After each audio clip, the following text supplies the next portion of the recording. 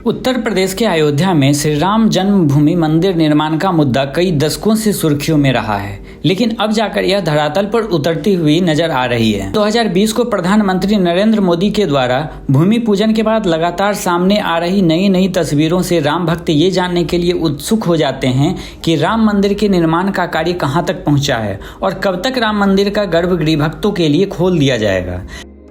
नमस्कार दोस्तों, आप देख रहे हैं खबरी टुकड़ा। बने रहिए हमारे साथ अंत तक, क्योंकि आज मैं आपको श्री राम जन्मभूमि मंदिर निर्माण से जुड़ी हर एक अपडेट देने वाला हूं। साथ ही श्री राम मंदिर के बारे में 10 ऐसी बातें बताने वाला हूं जो शायद ही इससे पहले आपने सुना होगा। नंबर 1, 108 एकड़ में होगा श्री राम जन्मभूमि परिसर का विस्तार। 9 नवंबर 2019 को सुप्रीम कोर्ट के आदेश के साथ ही राम जन्मभूमि ट्रस्ट को मंदिर और उससे जुड़े निर्माण के लिए 67.77 एकड़ से कुछ अधिक भूमि प्राप्त हुई। ट्रस्ट को इसके बाद मंदिर को अधिक भव्यता देने के लिए कुछ और भूमि की आवश्यकता महसूस हुई और इसी आवश्यकता के अनुरूप तीर्थ क्षेत्र ट्रस्ट गत 2-2.5 वर्ष से परिसर को विस्तार देने में लगा है, जिसके तहत राम जन्मभूमि परिसर के कुल क्षेत्र को बढ़ाकर 108 एकड़ किया जाएगा। नंबर 2, 48 लेयर्स से तैयार हुई है राम मंदिर की नींव। विशेषज्ञ बताते हैं कि राम मंदिर के लिए एक खास नींव तैयार की गई है। इसके लिए पहले 40 फीट तक खुदाई की गई। इसके बाद मजबूत पत्थर, सीमेंट और खास तरह के रसायन का इस्तेमाल कर एक मिक्सचर तैयार किया गया। इससे लेयर बनाई गई। एक लेयर में 12 इंच तक मिक्सचर डाला गया, जिसके बाद कंप्रेस कर इसे 10 इंच तक किया गया।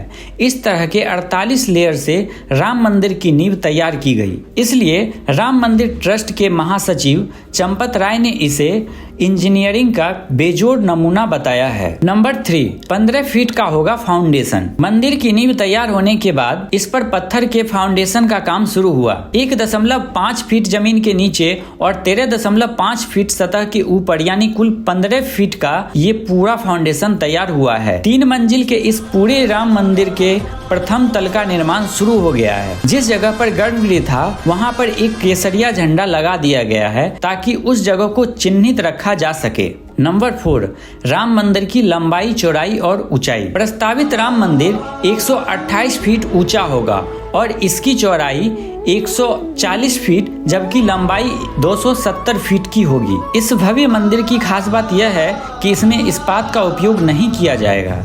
राम मंदिर में 5 प्रवेश द्वार होंगे, जिसका मुख्य द्वार सिंह द्वार होगा। इसके अलावा यहाँ नृत्य मंडप, रंग मंडप, पूजा गृह और गर्भगृह होंगे। नंबर 5, राम मंदिर के स्तंभ। राम मंदिर के निर्माण में 212 स्तंभ की आवश्यकता होगी, जिनमें से 106 स्तंभ बनकर तैयार हो चुके हैं और 106 स्तंभों की नक्काशी अभी होनी बाकी है। 2 मंजिलों में इस स्तंभ का उपयोग किया जाएगा। स्वीकृत डिजाइन के अनुसार छत में शिखर होगा, जो इसे भव्य राम मंदिर का स्वरूप प्रदान करेगा। इसके अलावा राम मंदिर में कुल 32 सीढ़ियां भी बनाई जा रही हैं और यमुना नदी के प्रवाह से बचने के लिए मंदिर के किनारे मजबूत दीवार का भी निर्माण किया जाएगा। नंबर 6, मंदिर के पूरे निर्माण में लगने वाले पत्थर। मंदिर के आर्किटेक्ट निखिल सोमपुरा के मुताबिक मंदिर के पूरे निर्माण में कुल 12 लाख घन फुट पत्थर लगेंगे। 3 स्तर पर लगने वाले इन पत्थरों में प्लिंथ तक की ऊंचाई में 4 लाख घन फुट, पर कोटा के निर्माण में 4 लाख घन फुट,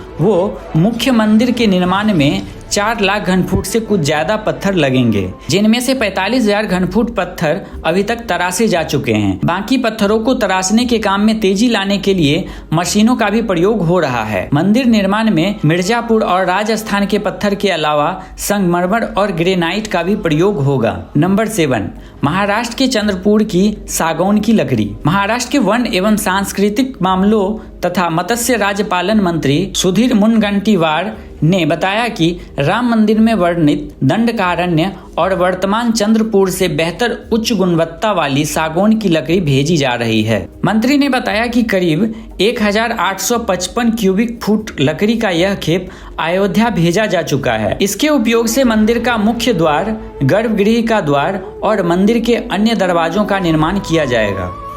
आगे उन्होंने बताया कि भगवान राम की दादी इंदुमती विदर्भ क्षेत्र यानी वर्तमान महाराष्ट्र की थी। उन्होंने कहा, यह ऐतिहासिक क्षण है कि दादी की जन्म स्थली से पोते का मंदिर बनाने के लिए सागौन की लकड़ी भेजी जा रही है। नंबर 8, अयोध्या में राम मंदिर के निर्माण में खर्च होंगे 1800 करोड़ रुपए। श्री राम जन्मभूमि तीर्थ क्षेत्र ट्रस्ट ने मंदिर निर्माण में शुरुआती दौर में ही लंबे अरसे तक सोच विचार और राम मंदिर से जुड़े सभी लोगों के तमाम सुझावों पर एक बैठक में ट्रस्ट से जुड़े नियम कायदों और वायलोज को अंतिम रूप दिया था। विशेषज्ञों द्वारा पेश की गई रिपोर्ट के आधार पर लगाए गए ट्रस्ट के अनुमान के मुताबिक राम मंदिर के निर्माण में कुल 1800 करोड़ रुपए खर्च होंगे। नंबर 9, श्री राम लला की प्रतिमा बनाने के लिए नेपाल के गंडक नदी से शालिग्राम शिलाएं लाई गई है। अभिषेक और विधि विधान से पूजा अर्चना के बाद शिला को 26 जनवरी 2023 को अयोध्या के लिए रवाना किया गया था। इस दौरान ये बिहार के रास्ते यूपी में कुशीनगर और गोरखपुर होते हुए अयोध्या पहुंची थी। माना जा रहा है कि ये शिलाएं 6 करोड़ साल पुरानी हैं और एक शिला का वजन 26 टन है, वहीं दूसरी शिला का वजन 14 टन है। मंदिर निर्माण से जुड़े लोगों का कहना है कि इसी शालिग्राम पत्थर से निर्मित सीता और राम की मूर्ति को मुख्य गर्भगृह में स्थापित किया जाएगा। वैसे राम मंदिर ट्रस्ट ने अभी तक इस बात पर अपनी फाइनल मुहर नहीं लगाई है। नंबर 10, ट्रस्ट ने बताया कि किस दिन विराजमान होंगे रामलला। विशेषज्ञों का मानना है कि रामलला की मूर्ति 51 इंच की होगी, जो गर्भगृह में बने चबूतरे पर स्थापित किया जाएगा। राम जन्मभूमि परिसर में भव्य मंदिर का निर्माण कार्य तेजी से किया जा रहा है और इसके गर्भगृह का निर्माण दिसंबर 2023 तक बनकर तैयार हो जाने का अनुमान है। मंदिर में जनवरी 2024 यानी मकर संक्रांति तक भगवान रामलला की प्रतिमा की प्राण प्रतिष्ठा हो जाने की संभावना है, जबकि श्री राम जन्मभूमि तीर्थ क्षेत्र ट्रस्ट के महासचिव चंपत राय ने मीडिया को एक बयान देते हुए कहा था कि दिसंबर माह में काशी में कॉरिडोर का उद्घाटन हुआ था। ठीक उसी तरह अयोध्या में बन रहे भगवान राम के भव्य मंदिर का उद्घाटन भी दिसंबर 2023 में हो सकता है। वैसे सालों इंतजार के बाद राम मंदिर के उद्घाटन के बारे में सभी राम भक्तों का बस एक ही मत है कि राम मंदिर का उद्घाटन दिसंबर 2023 को हो या जनवरी 2024 यानी मकर संक्रांति के दिन, बस जितना जल्दी हो सके अयोध्या राम मंदिर का उद्घाटन हो जाए। वैसे तो भगवान राम हर हिंदू के दिल में बसे हैं, लेकिन उनके जन्म स्थली में जाकर उन्हें देखने का आनंद कुछ और ही है। और जिन लोगों ने मंदिर निर्माण होने से पहले मंदिर निर्माण के लिए संघर्ष किया है, उसे महसूस किया है या फिर रामलला को टेंट में देखा है, उनके लिए इस भव्य मंदिर के निर्माण को पूरा होते देखना एक सपने से कम नहीं है। यदि आपने इस मंदिर निर्माण से पहले इसका स्वरूप या संघर्ष देखा है या फिर अनुभव किया है तो कमेंट करके हमें जरूर बताएं। वीडियो अच्छा लगा हो तो लाइक करें और अपने दोस्तों के साथ भी जरूर शेयर करें। इस तरह के इंफॉर्मेटिव वीडियो देखने के लिए खबरी टुकड़ा को सब्सक्राइब करें। जय जय सिया राम।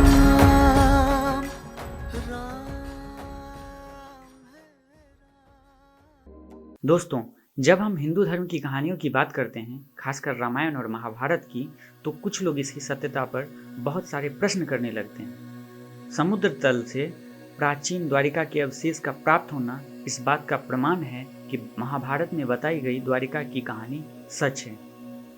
नमस्कार दोस्तों, आप देख रहे हैं खबरी टुकड़ा। बने रहिए हमारे साथ अंत तक, क्योंकि आज मैं आपको प्राचीन द्वारिका नगरी के बारे में बहुत सारी ऐसी बातें बताने वाला हूँ जो शायद ही इससे पहले आपने कभी सुना होगा। द्वारिका नगरी के वर्तमान संदर्भ की बात करें तो यह गुजरात के काठियावाड़ क्षेत्र में अरब सागर के समीप स्थित है। इसका सबसे पहले पता 1963 में चला था, जब excavation, Deccan college Pune, department of archaeology और गुजरात सरकार ने मिलकर द्वारिका नगरी पर शोध शुरू किया था। इस दौरान करीब 3000 साल पुराने बर्तन मिले थे। इसके तकरीबन एक दशक बाद आर्कियोलॉजिकल सर्वे ऑफ इंडिया की अंडर वाटर आर्कियोलॉजी विंग्स को समंदर में कुछ तांबे के सिक्के और ग्रेनाइट के स्ट्रक्चर भी मिले। 2005 में भारतीय पुरातत्व सर्वेक्षण द्वारा द्वारिका नगरी की खोज दोबारा शुरू की गई। 2009 में कुछ महत्वपूर्ण अवशेषों को सर्वेक्षण विभाग के दिशा निर्देश पर नौसेना विभाग के गोताखोरों ने ढूंढ निकाली और उनके परीक्षण के लिए उन्हें विदेश के प्रयोगशाला में भेजा गया। शोध के परिणाम आने के बाद वैज्ञानिक यह जानकर हैरान रह गए कि सर्वेक्षण में मिले अवशेष 9,500 साल पुराने थे। इस सफलता के बाद समुद्र तल में भी खुदाई की गई, जिसमें चूना और पत्थर के बने कई अवशेष मिले। इसके अलावा जमीन पर भी खुदाई की गई, जिसमें कई सिक्के और कलाकृतियां भी मिली। ये कलाकृतियां एक प्राचीन नदी के पास मिली थी, जो लगभग 9 किलोमीटर लंबी थी। इस नदी की खोज भी इसी दौरान हुई थी। वैज्ञानिक परीक्षणों में समुद्र में मिले अवशेषों और जमीन पर मिले अवशेषों में समानता पाई गई और देखा गया कि इसका सिंधु घाटी या ऐसे किसी भी पुरातन शहर से कोई संबंध नहीं है। वैज्ञानिक इसका सीधा संबंध द्वारिका नगरी से ही होने का अनुमान लगा रहे हैं। इस वजह से इस खोज को और तेज कर दी गई है। हालांकि तेज लहरों और संसाधनों की कमी की वजह से यह खोज अपने मुश्किल दौर से गुजर रही है, लेकिन इस पौराणिक शहर की सच्चाई से परिचित होने का मौका भारत सरकार भी गंवाना नहीं चाहती है। कुछ महीने पहले इस खोज को और तेज कर दी गई है। आइए अब जानते हैं कि द्वारिका नगरी का अंत कैसे हुआ। पौराणिक कथाओं के अनुसार जरासंध के द्वारा प्रजा पर होने वाले अत्याचारों को रोकने के लिए भगवान श्री कृष्ण मथुरा छोड़कर चले गए थे। श्री कृष्ण ने समुद्र के किनारे अपनी एक दिव्य नगरी बसाई। इस नगरी का नाम उन्होंने द्वारिका रखा। जब महाभारत में पांडवों की विजय हुई और कौरवों का नाश हो गया था, इसके बाद युधिष्ठिर का हस्तिनापुर में राजतिलक हो रहा था। उस समय श्री कृष्ण भी वहां मौजूद थे। तब गांधारी ने श्री कृष्ण को महाभारत युद्ध का दोषी ठहराते हुए ये श्राप दिया कि अगर मैंने अपने आराध्य की सच्चे मन से आराधना की है और मैंने अपना पत्नीव्रता धर्म निभाया है, तो जिस तरह मेरे कुल का नाश हुआ है, उसी तरह तुम्हारे कुल का विनाश तुम्हारी आंखों के समक्ष होगा। कहते हैं कि इस श्राप की वजह से श्री कृष्ण की द्वारिका नगरी पानी में समा गई। माना जाता है कि श्री कृष्ण के 36 वर्ष द्वारिका में शासन करने के पश्चात उनकी मृत्यु हो गई। उनके सभी यदुवंशी कुल की समाप्ति के बाद द्वारिका नगरी समुद्र में डूब गई। वर्तमान समय में जिस द्वारिका नगरी पर शोध चल रहा है, वैज्ञानिकों का मानना है कि यह भगवान श्री कृष्ण की ही द्वारिका नगरी है। आई होप आप लोगों को ये वीडियो इन्फॉर्मेटिव लगी होगी। इस तरह के अध्यात्म से जुड़े और भी वीडियोस देखने के लिए हमारे YouTube चैनल खबरी टुकड़ा को सब्सक्राइब करें। वीडियो अच्छा लगा हो तो लाइक शेयर।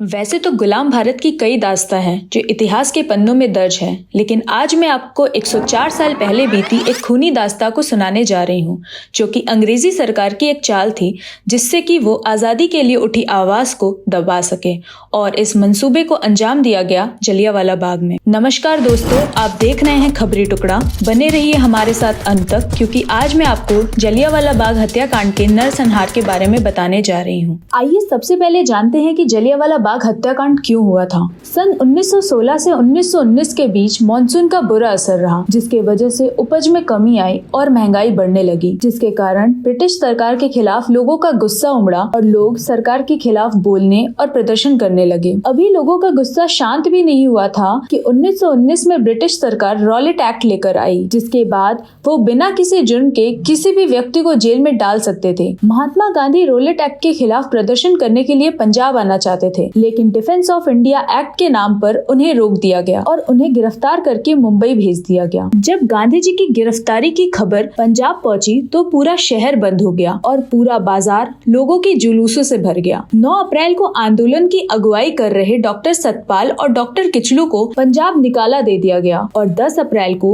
जब फसाद की कुछ खबरें आई तो पूरे पंजाब में टेलीफोन और टेलीग्राफ की तारें काट दी गई। और फिर आई 13 अप्रैल 1919 की वो सुबह, जिस दिन को भारत के इतिहास में काले दिन के नाम में दर्ज होना था। इसी सुबह जनरल डायर शहर के दौरे पर निकले और पूरे शहर में कर्फ्यू की घोषणा कर दी गई और बताया गया कि कानूनन 4 से ज्यादा लोग एक जगह पर इकट्ठा नहीं हो सकते। ठीक इसी दिन पहले से तय कार्यक्रम के अनुसार जलियांवाला बाग में एक सभा का आयोजन किया गया था। जनरल डायर को लगा कि ये कार्यक्रम उसके आदेश के बावजूद रख दिया गया, जबकि सभा तो एक दिन पहले ही तय हो चुकी चुकी थी। एक दिन पहले ही माहौल बन चुका था, लोग आने लगे थे और जुटने लगे थे। 13 अप्रैल की दोपहर जनरल डायर अपने दफ्तर लौटा, लेकिन जैसे ही उसे खबर लगी कि गोल्डन टेम्पल के पास भीड़ इकट्ठा हो रही है तो वो तुरंत एक्शन में आया और कुछ गोरखा और बलूच सिपाहियों के साथ जलियांवाला बाग पहुंचा। इधर दूसरी ओर जलियांवाला बाग में लगभग 20,000 से ज्यादा लोग इकट्ठा हुए थे, जिसमें से कुछ लोग रॉलेट एक्ट और डॉक्टर किचलू की गिरफ्तारी के खिलाफ भाषण दे रहे थे, वहीं बाकी लोग बैसाखी का त्योहार मनाने आए थे। जनरल डायर ने जब इतनी भीड़ देखी और अपने आदेश का उल्लंघन होते हुए देखा तो उसने अपने सिपाहियों को गोली चलाने का आदेश दे दिया, वो भी कोई वार्निंग दिए बिना। लोग कुछ सोच पाते, इससे पहले ही पूरा मंजर भयानक हो चुका था। लोग इधर उधर भाग रहे थे, कुछ लोग दीवार चढ़कर भागने की कोशिश कर रहे थे, जबकि कुछ लोग गोलियों से बचने के लिए कुएं में कूद रहे थे, लेकिन कोई भी खुद को गोलियों के निशाने से नहीं बचा पाया। 1600 से अधिक राउंड फायर करने के बाद जनरल डायर के सिपाही तभी रुके जब गोलियां खत्म हो गई। अब तक पूरा मैदान लाशों से भर चुका था, हजारों लोग मारे गए थे और उससे भी ज्यादा लोग घायल हो चुके थे। इसके बाद जनरल डायर अपने दफ्तर लौटे और शहर से बिजली और पानी की लाइन काट देने का आदेश जारी किया और साथ ही कर्फ्यू भी लगा दिया। लोग अपने जानने वालों की लाशें तक नहीं ले जा पा रहे थे और इसी तरह खुशहाल सभा एक भयानक मंजर में बदल चुका था, जिसे शब्दों में बयां करना नामुमकिन है। ब्रिटिश राज ने इस नरसंहार की खबर को फैलने से रोकने का हर संभव प्रयास किया, लेकिन जल्द ही पूरे शहर में यह खबर आग की तरह फैल गया, जिसके बाद ब्रिटिश सरकार के खिलाफ व्यापक विरोध शुरू हो गया। नरसंहार के 2 दिन के भीतर लाहौर, अमृतसर, गुजरात और लायलपुर सहित कई शहरों में मार्शल लॉ लगा दिया गया। रविन्द्रनाथ टैगोर इस घटना से बहुत प्रभावित हुए और उन्होंने अंग्रेजों के विरोध में नाइटहुड सहित उन्हें दी गई सभी उपाधियों को अस्वीकार कर दिया। इसी तरह महात्मा गांधी ने भी ब्रिटिश राज द्वारा दी गई कैसरे हिंद की उपाधि को त्याग दिया। घटना इतनी बड़ी थी कि अंग्रेजी सरकार भी हरकत में आई और घटना की जांच के लिए हंटर कमीशन का गठन किया। कमीशन के सामने जनरल डायर ने यह कबूल किया कि यह एक पहले से ही सोचा समझा निर्णय था, जिसके जरिए वो पूरे भारत में यह संदेश देना चाहते थे कि ब्रिटिश हुकूमत के खिलाफ आवाज उठाने का परिणाम इतना ही भयानक होगा। इसके बाद जनरल डायर को ब्रिटिश गवर्नमेंट ने रिटायरमेंट दे दिया। विंस्टन चर्चिल सहित पूरे ब्रिटिश सरकार ने इस घटना को एक हादसा बताते हुए अपना पल्ला झाड़ लिया, यानी वो कहना चाहते थे कि जनरल डायर की गलती थी, लेकिन ब्रिटिश सरकार का इससे कोई लेना देना नहीं था, जबकि हकीकत कुछ और ही थी। जनरल डायर को ब्रिटिश सेना से निकाले जाने के अगले ही दिन द मॉर्निंग पोस्ट में जनरल डायर को टाइटल दिया गया, the man who saved India, और इसके साथ एक और खबर छपी जिसमें जनरल डायर के लिए फंड्स जुटाने की अपील की गई। उस जमाने में जनरल डायर के लिए 26,000 पाउंड्स जुटाए गए ताकि वो अपने लिए घर खरीद सके। जब सन 1927 में जनरल डायर की मृत्यु हुई तो उसे उसी झंडे में लपेटा गया जो कभी उनके जलंधर हेडक्वार्टर में फहराया जाता था। इस घटना के 21 साल बाद 13 मार्च 1940 को उधम सिंह, जो कि एक स्वतंत्रता सेनानी थे और नरसंहार के दौरान बाग में मौजूद थे और घायल हो गए थे, उन्होंने लंदन के कैक्सटन हॉल में माइकल ओडायर की हत्या कर दी। और माइकल ओडायर वही व्यक्ति थे जिन्होंने जलियांवाला बाग हत्याकांड की जनरल डायर को स्वीकृति दी थी। इसके बाद टाइम्स अखबार में उधम सिंह को an expression of the pent up fury of the downtrodden Indian people के रूप में वर्णित किया गया था। उन्हें हत्या का दोषी ठहराया गया और 31 जुलाई 1940 को फांसी दे दी गई। इस हत्याकांड के इतने सालों बाद भी जलियांवाला बाग में शहीद होने वालों का सही आंकड़ा आज भी नहीं पता चल सका, लेकिन डिप्टी कमिश्नर कार्यालय में 484 शहीदों की सूची है, तो जलियांवाला बाग में 388 शहीदों का लिस्ट है। ब्रिटिश सरकार के दस्तावेजों में 379 लोगों की मौत और 200 लोगों के घायल होने का दावा किया गया है। हालांकि अनाधिकारिक आंकड़ों के मुताबिक ब्रिटिश सरकार और जनरल डायर के इस नरसंहार में 1000 से ज्यादा लोग शहीद हुए थे और लगभग 2000 से ज्यादा भारतीय घायल हुए थे। कहने को तो इस घटना को 104 साल हो गए हैं, लेकिन आज भी जलियांवाला बाग की गोली से छलनी दीवारें और खून से सनी लाल मिट्टी को देखकर ऐसा लगता है कि ये घटना कुछ दिन पहले ही हुआ है। इतिहास के इस नरसंहार को देखने के लिए हजारों लोग आज भी वहां जाते हैं। आज के लिए इतना ही। आप इस घटना के बारे में क्या सोचते हैं हमें कमेंट करके बताएं, और यदि आप जलियांवाला बाग गए हैं तो अपना अनुभव हमारे साथ ज़रूर बांटें। वीडियो अच्छा लगा हो तो लाइक करें। ऐसे ही ऐतिहासिक घटनाओं से जुड़े वीडियोस देखने के लिए खबरी टुकड़ा को ज़रूर सब्सक्राइब करें। Just a footnote in your history. कोई जिंदा है? छोटा सा कहीं लिखा होगा किसी किताब के कोने में।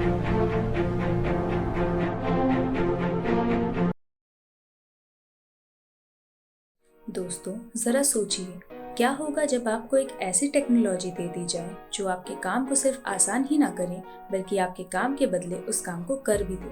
जैसे कि आपके स्कूल या ऑफिस के लिए छुट्टी का एप्लीकेशन लिख दे, आपके लिए बायोग्राफीज, एसेज लिख दे, या फिर आपके कवर लेटर्स या यूट्यूब के स्क्रिप्ट तक लिख दे, और वो भी एक यूनिक तरीके से। यानी आप उसको जो भी लिखने को देंगे वो तुरंत वो लिखकर आपके सामने प्रेजेंट कर देगा। जी हाँ दोस्तों, अब एक ऐसी टेक्नोलॉजी आ चुकी है। नमस्कार, आप देख रहे हैं खबरी टुकड़ा।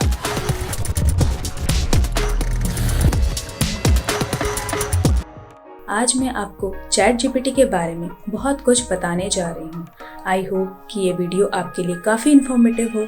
ऐसे ही आप हमारे साथ वीडियो के अंत तक बने रहिए। चैट जीपीटी का full form chat generative pre train transformer है।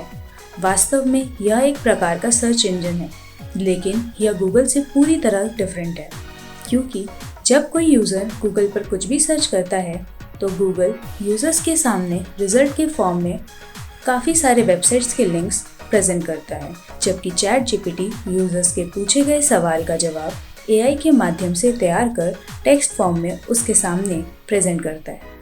चैट जीपीटी का AI programme chat GPT user से पूछता है कि वह दी गई जानकारी से संतुष्ट है या नहीं। यदि आप जवाब में नहीं क्लिक करते हैं तो चैट जीपीटी अपने जवाब के बदलाव में आपको नया डेटा प्रोवाइड करता है। यह अपने रिजल्ट को तब तक बदलता रहता है जब तक यूजर्स इसके जवाब से संतुष्ट ना हो जाए।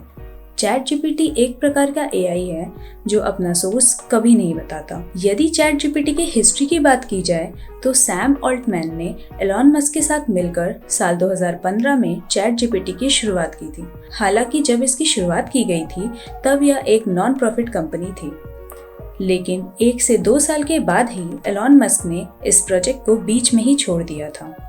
इसके बाद बिल गेट्स की माइक्रोसॉफ्ट कंपनी के द्वारा इसमें बेहतरीन अमाउंट का इन्वेस्टमेंट किया गया और 30 नवंबर 2022 को एक प्रोटोटाइप के तौर पर इसे लॉन्च किया गया। लॉन्च होते ही चैट जीपीटी ने मात्र 5 दिनों में 1 मिलियन यूजर्स बना लिए थे, जिसे बनाने में फेसबुक को 10 महीने, इंस्टाग्राम को 2.5 महीने और नेटफ्लिक्स को 3.5 साल लगे। चैट जीपीटी अभी हाल ही में लॉन्च किया गया है, इसीलिए हर कोई चैट जीपीटी के फायदे के बारे में जानने के लिए काफ़ी एक्साइटेड है। आइए अब हम इसके कुछ एडवांटेजेस के बारे में जानते हैं कि आखिर चैट जीपीटी के लाभ क्या है। इसका सबसे बड़ा फायदा उन यूजर्स को मिल रहा है जो अपने जवाब को बिल्कुल विस्तार से जानना चाहते हैं। जब आप गूगल पर कुछ भी सर्च करते हैं तो सर्च रिजल्ट के बाद अलग अलग वेबसाइट दिखाई देती है, लेकिन चैट जीपीटी पर ऐसा नहीं होता। यहाँ पर आपको संबंधित रिजल्ट डायरेक्ट टेक्स्ट के फॉर्म में स्क्रीन पर दिख जाता है। इसकी एक और विशेषता यह है कि जब आप चैट जीपीटी पर कुछ सर्च करते हैं तो आपको जो रिजल्ट दिखता है, यदि आप उस रिजल्ट से संतुष्ट नहीं हैं तो आप इसकी जानकारी चैट जीपीटी को दे सकते हैं। इसका एआई उसी के आधार पर आपके रिजल्ट्स को अपडेट कर देता है। इसकी एक विशेषता यह भी है कि फिलहाल इसकी सर्विसेज को इस्तेमाल करने के लिए आपको 1 भी रुपए नहीं देने पड़ रहे हैं, यानी कि यूजर्स इसे फ्री में इस्तेमाल कर सकते हैं। अभी हमने चैट जीपीटी के फायदे के बारे में जाना, लेकिन अब हम इसके कुछ डिसएडवांटेजेस के बारे में भी जानेंगे, क्योंकि इसके पास जो डेटा मौजूद है वह लिमिटेड है। वर्तमान में चैट जीपीटी के द्वारा सिर्फ अंग्रेजी भाषा को ही सपोर्ट किया जा रहा है, इसीलिए जो लोग अंग्रेजी भाषा समझते हैं उनके लिए यह उपयोगी साबित होगा। हालांकि भविष्य में अन्य भाषाओं को भी शामिल किया जाएगा। इसके एआई की ट्रेनिंग साल 2022 की स्टार्टिंग में ही खत्म हो चुकी है। ऐसे में 2022 के मार्च के महीने के बाद की जो भी घटना है उसके बारे में शायद ही आपको जानकारी मिले। बता दें कि तब तक ही आप इसका इस्तेमाल फ्री में कर सकेंगे जब तक रिसर्च पीरियड में है। रिसर्च पीरियड पूरा होने के बाद इसका इस्तेमाल करने के लिए यूजर्स को पैसे देने होंगे।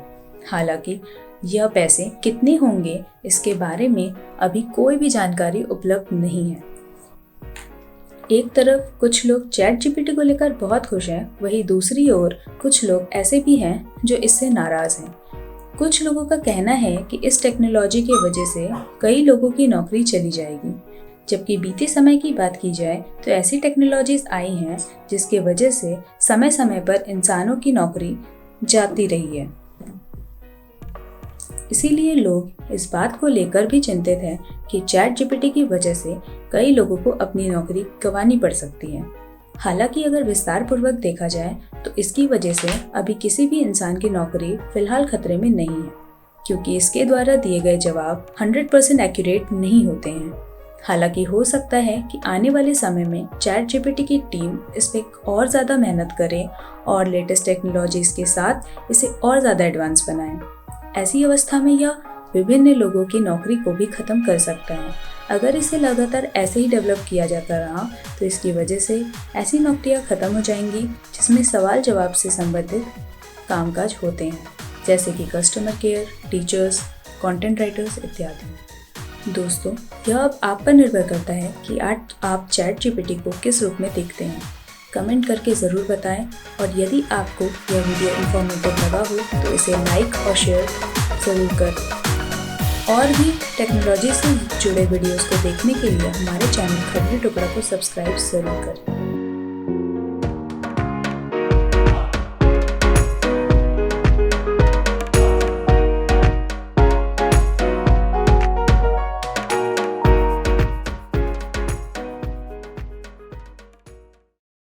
सन 1945 में जापान के हिरोशिमा और नागासाकी पर परमाणु हथियारों का विस्फोट हुआ, जिससे उत्पन्न हुए विनाशकारी मंजर को पूरी दुनिया ने देखा था। इस हमले का असर कई दशकों तक वहां के आने वाली पीढ़ियों को झेलनी पड़ी थी, लेकिन पहली बार ऐसा हुआ था कि किसी न्यूक्लियर पावर प्लांट में तकनीकी खराबी के कारण हुए विस्फोट से जापान की तुलना में 400 गुना ज्यादा रेडिएशन निकली थी और इस न्यूक्लियर पावर प्लांट से 16 किलोमीटर दूर बसे चेरनोबिल को मात्र कुछ ही घंटों में खाली करा दिया गया। लेकिन फिर भी हजारों लोग रेडिएशन के शिकार हो गए। रेडिएशन का असर इतना ज्यादा था कि चेरनोबिल शहर में फिर से बसने की हिम्मत आज तक किसी ने नहीं की और वैसे सरकार ने भी वहां जाने पर पाबंदी लगा रखी है और आज भी ये शहर वीरान पड़ी हुई है। नमस्कार दोस्तों, आप देख रहे हैं खबरी टुकड़ा। बने रहिए हमारे साथ अंत तक, क्योंकि आज मैं आपको चेरनोबिल न्यूक्लियर पावर प्लांट में हुए एक ऐसे विनाशकारी धमाके के बारे में बताने वाली हूँ जो दुनिया में घटा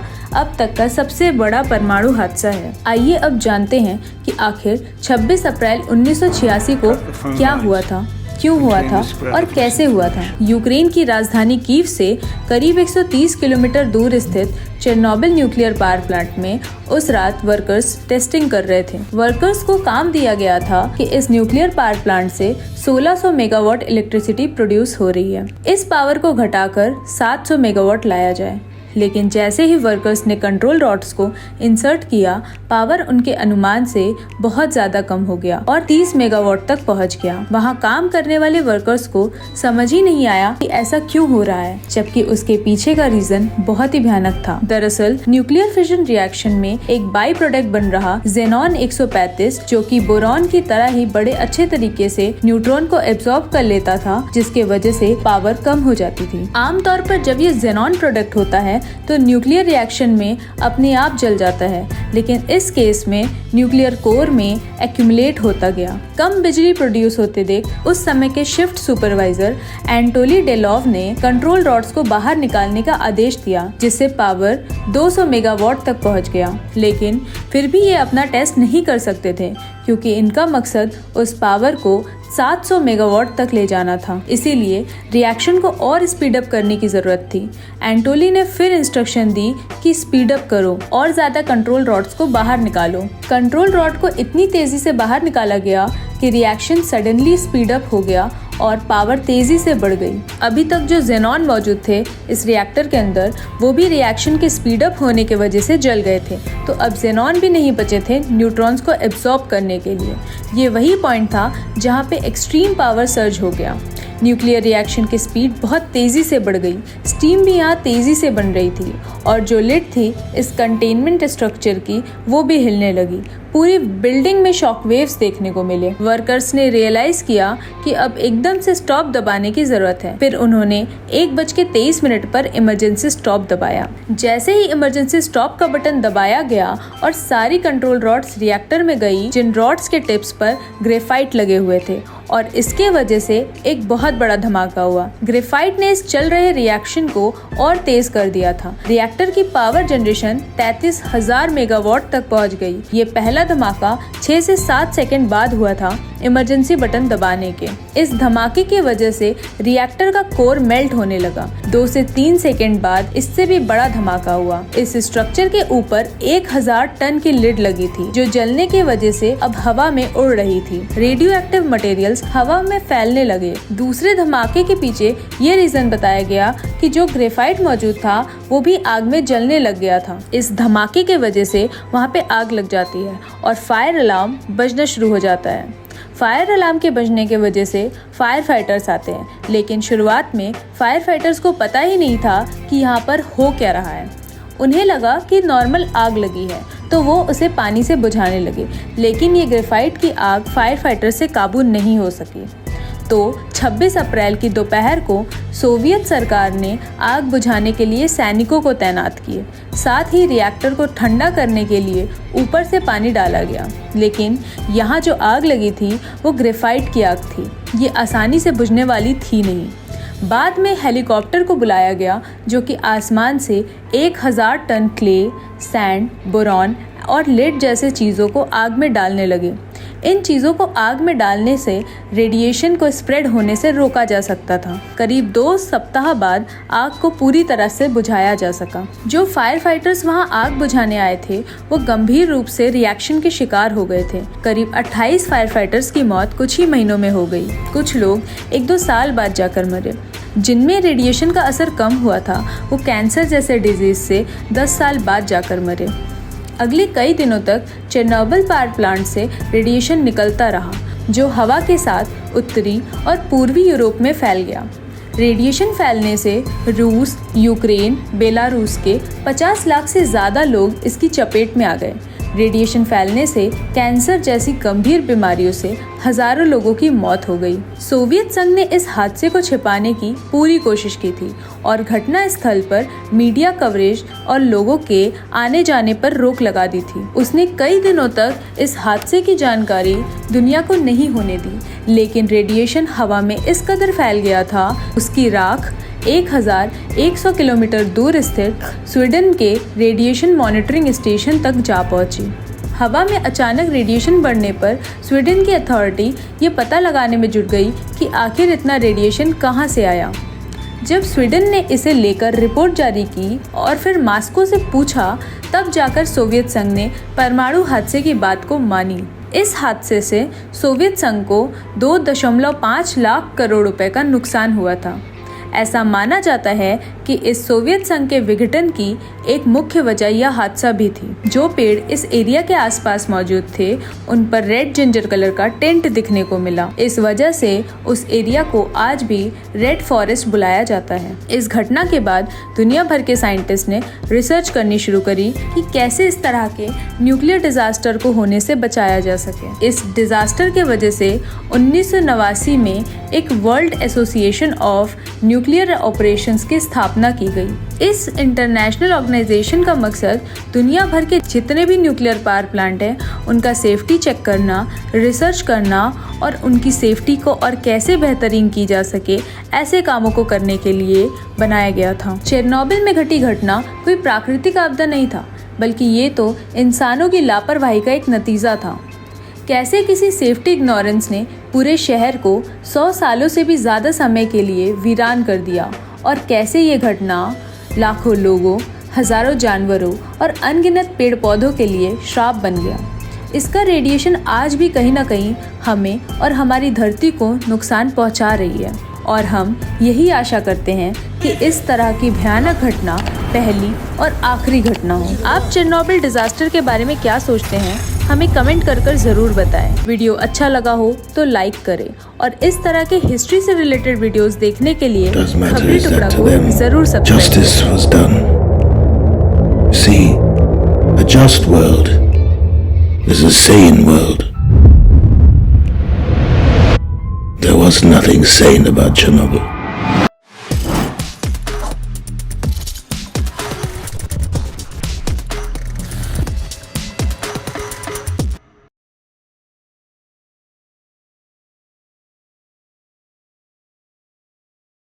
वैसे तो भारत में कई बड़े वैज्ञानिक, अर्थशास्त्री, समाजसेवी और साहित्य क्षेत्र के धुरंधर हुए हैं, जिन्हें किसी भी क्षेत्र में अपने उत्कृष्ट कार्य के लिए भारत रत्न, पद्म पुरस्कार या फिर कोई अन्य पुरस्कार मिले हैं। लेकिन आज मैं आपको ऐसे लोगों के बारे में बताने वाला हूं जिन्हें अपने उत्कृष्ट कार्य के लिए विश्व का सबसे बड़ा पुरस्कार नोबेल प्राइज मिला है। दरअसल अल्फ्रेड नोबेल के नाम पर ही नोबेल प्राइज की शुरुआत की गई। मानव हित की आकांक्षा से प्रेरित होकर अल्फ्रेड नोबेल ने अपने धन का उपयोग एक ट्रस्ट स्थापित करने में किया। उन्होंने कहा था कि लोगों को उनकी उपलब्धियों के आधार पर हर साल यह दिया जाना चाहिए। सन 1901 से नोबेल पुरस्कार का देना आरंभ हुआ। पहले यह चिकित्सा विज्ञान, रसायन विज्ञान, साहित्य, भौतिकी और शांति के क्षेत्र में दिया जाता था। बाद में अर्थशास्त्र को भी इसमें जोड़ा गया। नमस्कार दोस्तों, आप देख रहे हैं खबरी टुकड़ा। बने रहिए हमारे साथ अंत तक, क्योंकि आज मैं आपको भारतीय मूल के या फिर भारत से संबंध रखने वाले सभी नोबेल प्राइज विनर के बारे में बताने वाला हूँ। आइए सबसे पहले उन 9 नोबेल प्राइज विनर के बारे में जानते हैं जो भारत में जन्मे या फिर भारतीय मूल के नागरिक हैं। नंबर 1, गुरु रविंद्रनाथ टैगोर। रविंद्रनाथ टैगोर इस पुरस्कार को जीतने वाले पहले भारतीय वो एशियाई थे। उन्हें साल 1913 में उनकी प्रमुख रचनाओं में से एक गीतांजलि के लिए साहित्य का नोबेल पुरस्कार मिला। बंगाल में लिखने वाले टैगोर को दुनिया भर के लोगों ने पढ़ा और सराहा। साल 1961 में कलकत्ता में जन्मे टैगोर ने जीवन, विचार, दर्शन, आलोचना और सामाजिक मुद्दों पर लिखा। साल 1941 में 80 वर्ष की उम्र में उनका देहांत हो गया। Number 2, sir Chandrashekhar Venkata Raman. Sir Chandrashekhar Venkata Raman रोशनी यानी कि लाइट के कणों के बिखराव का विस्तृत वर्णन किया। रोशनी और ऊर्जा के संबंध को करीबी से समझाया, जिसे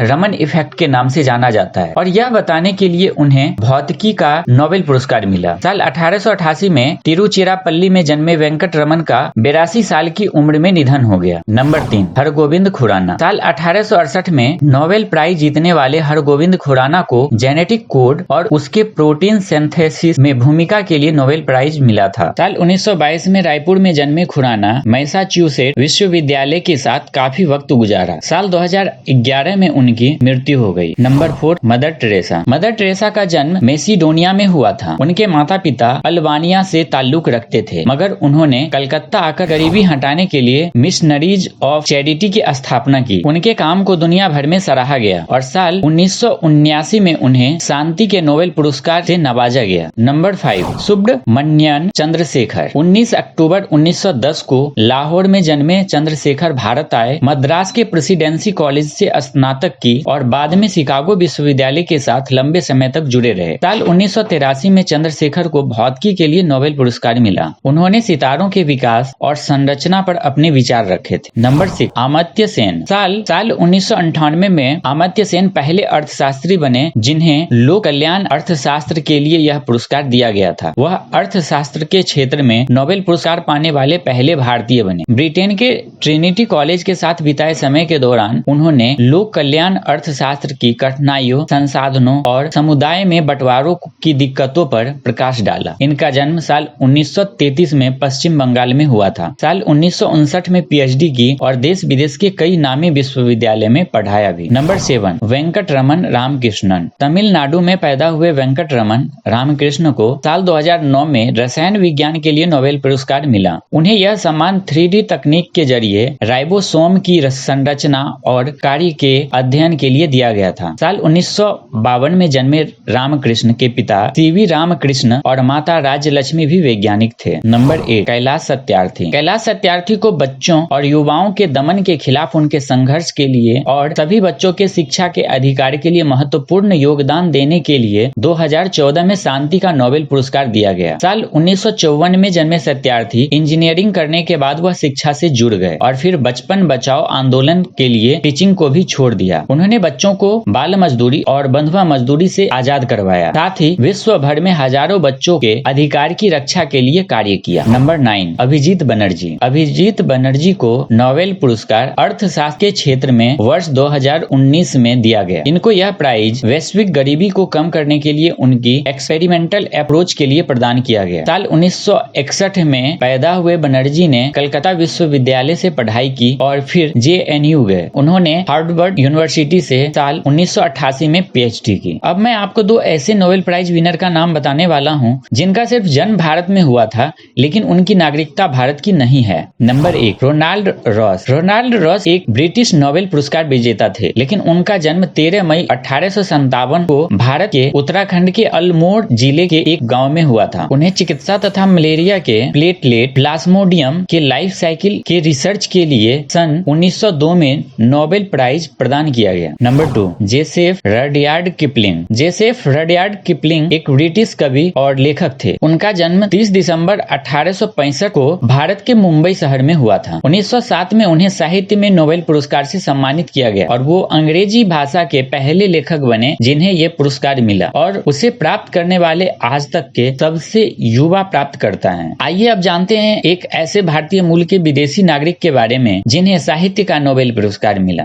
दरअसल विद्याधर सूरज प्रसाद नायपाल का जन्म 17 अगस्त सन 1932 को ट्रिनिडाड के जगवानस में हुआ। इनके पूर्वज गोरखपुर के ब्राह्मण थे जिन्हें अंग्रेजों द्वारा ट्रिनिडाड ले जाया गया था। हालांकि बाद में वह ब्रिटेन चले गए और उन्होंने ब्रिटेन की नागरिकता ले ली। विद्याधर सूरज प्रसाद को साल 2001 में साहित्य का नोबेल पुरस्कार दिया गया था। अब मैं आपको भारत में रह रहे एक ऐसे विदेशी नागरिक के बारे में बताने वाला हूँ जिन्हें शांति का नोबेल प्राइज मिला है। दरअसल बौद्ध धर्म के धर्मगुरु जिन्हें 14वें दलाई लामा के नाम से जाना जाता है, इनका जन्म 6 जुलाई 1935 को उत्तर पूर्वी तिब्बत के ओमान परिवार में हुआ था। इनका पूरा नाम तेंजिन ग्यात्सो है, जो वर्तमान में तिब्बत के राष्ट्राध्यक्ष और आध्यात्मिक गुरु हैं। साल 1989 में दलाई लामा को शांति का नोबेल प्राइज मिला था। तो दोस्तों, मैंने आपको भारतीय मूल के या फिर भारत से संबंध रखने वाले सभी नोबेल प्राइज विनर का नाम बता दिया और हम उम्मीद करते हैं कि आने वाले समय में ये लिस्ट और भी लंबी हो। आप इन सभी नोबेल प्राइज विनर के बारे में क्या सोचते हैं, हमें कमेंट करके जरूर बताएं। वीडियो अच्छा लगा हो तो लाइक करें और इस तरह के इन्फॉर्मेटिव वीडियो देखने के लिए खबरी टुकड़ा को सब्सक्राइब करें।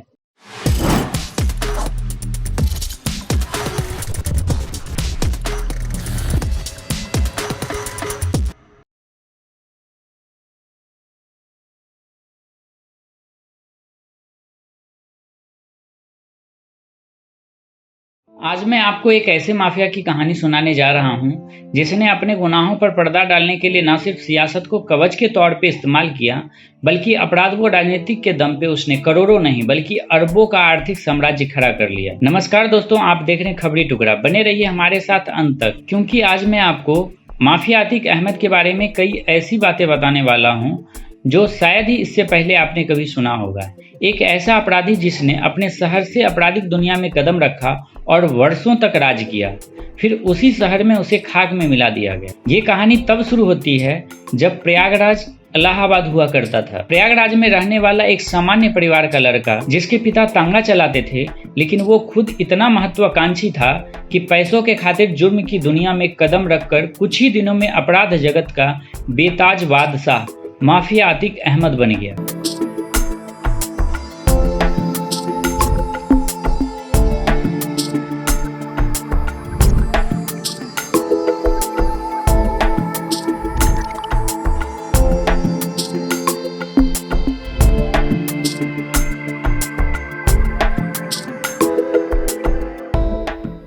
अतीक के खिलाफ पहली FIR सन 1983 में दर्ज हुई। उस वक्त उसकी उम्र महज 18 साल थी। कुछ ही वर्षों में अतीक का आतंक पूरे शहर में फैल गया। वह जिले की कानून व्यवस्था के लिए खतरा बनने लगा। एक वक्त ऐसा भी आया जब अतीक और उसके करीबियों पर पुलिस एनकाउंटर में मारे जाने का खतरा मंडराने लगा। पुलिस के इस एनकाउंटर से बचने के लिए अतीक ने एक ऐसा रास्ता निकाला जिसके बाद पुलिस उसे पकड़ने की बात तो दूर, उसे छू भी नहीं सकती थी। इसके लिए उसने सांप्रदायिक कार्ड खेला और 1989 में यूपी में हुए विधानसभा चुनाव में इलाहाबाद वेस्ट सीट से निर्दलीय उम्मीदवार के तौर पर किस्मत आजमाई। 1989 के इस चुनाव में तत्कालीन पार्षद और अतीक जैसा ही आपराधिक छवि वाला चांद बाबा भी इस चुनावी मैदान में उतरा था।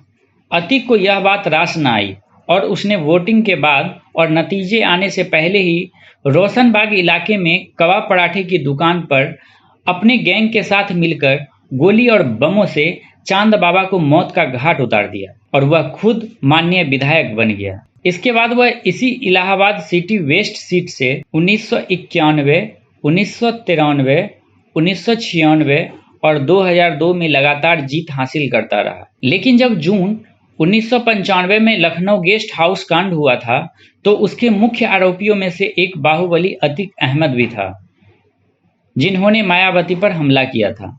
मायावती ने गेस्ट हाउस कांड के कई आरोपियों को माफ कर दिया था, लेकिन अतीक अहमद को नहीं बख्शा था। मायावती सत्ता में आने के बाद अतीक अहमद की उल्टी गिनती शुरू हो गई और जब जब बासपा सरकार में आई, अतीक अहमद हमेशा निशाने पर रहे। मायावती शासनकाल में अतीक अहमद पर कानूनी शिकंजा कसने के साथ साथ उसकी संपत्तियों पर बुलडोजर चलाने से लेकर कई बड़ी कार्रवाई की गई। यूपी में मायावती सरकार में अतीक अहमद जेल के सलाखों में रहे। बासपा के दौर में अतीक का कार्यालय गिराने के साथ उसकी संपत्तियों को जब्त करवाकर जेल भेजा गया और प्रयागराज में उसकी राजनीतिक पकड़ को कमजोर ही नहीं बल्कि पूरी तरह से खत्म कर दिया गया। फिर आया साल 2004, जिसमें कई पार्टियां बदलने के बाद फिर से सापा में न सिर्फ अतीक अहमद की वापसी हुई बल्कि वह मुलायम सिंह की पार्टी से उसे फूलपुर से सांसद चुना गया, जो कभी देश के पहले प्रधानमंत्री पंडित जवाहरलाल नेहरू की सीट हुआ करती थी।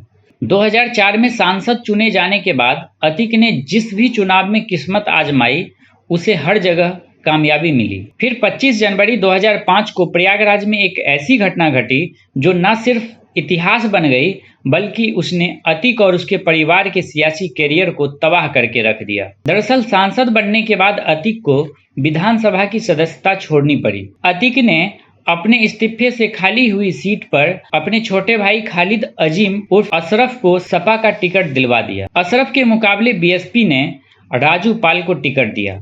दो बाहुबलियों की लड़ाई में अशरफ चुनाव हार गया और राजू पाल को विधायक चुन लिया गया। विधायक बनते ही राजू पाल पर कई जानलेवा हमला हुए और वो बच गए, लेकिन 25 जनवरी 2005 को शहर के धूमनगंज इलाके में विधायक राजू पाल की दिन दहाड़े हत्या कर दी गई। विधायक की हत्या का आरोप अतीक और अशरफ पर लगा। इस मामले में दोनों भाइयों को बाद में जेल भी जाना पड़ा। राजू पाल की हत्या के बाद सिटी वेस्ट सीट पर दूसरा उपचुनाव हुआ और अशरफ विधायक चुन लिया गया, लेकिन इसी सीट से साल 2007 के चुनाव में अशरफ और 2012 में अतीक को हार का सामना करना पड़ा। राजू पाल हत्याकांड के बाद अतीक को 2009, 2014 और 2019 में हुए लोकसभा चुनाव में हार का सामना करना पड़ा। फिर आया 24 फरवरी 2023 का वो दिन जिसके बाद अतीक अहमद के अंत की उल्टी गिनती शुरू हो गई।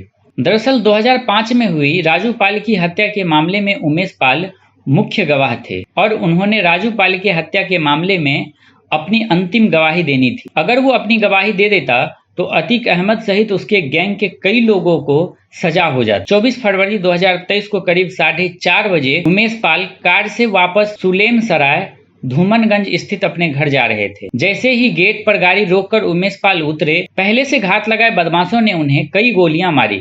इस दौरान बदमाशों ने बम भी चलाए। बम और गोलियों की बौछार से पूरा इलाका थर्रा गया। हमलावर वहां से फरार हो गए। उमेश पाल, सिपाही संदीप और राघवेंद्र लहूलुहान पड़े थे। तीनों को SRN हॉस्पिटल ले जाया गया, जहां डॉक्टरों ने करीब 1 घंटे बाद उमेश पाल को मृत घोषित कर दिया।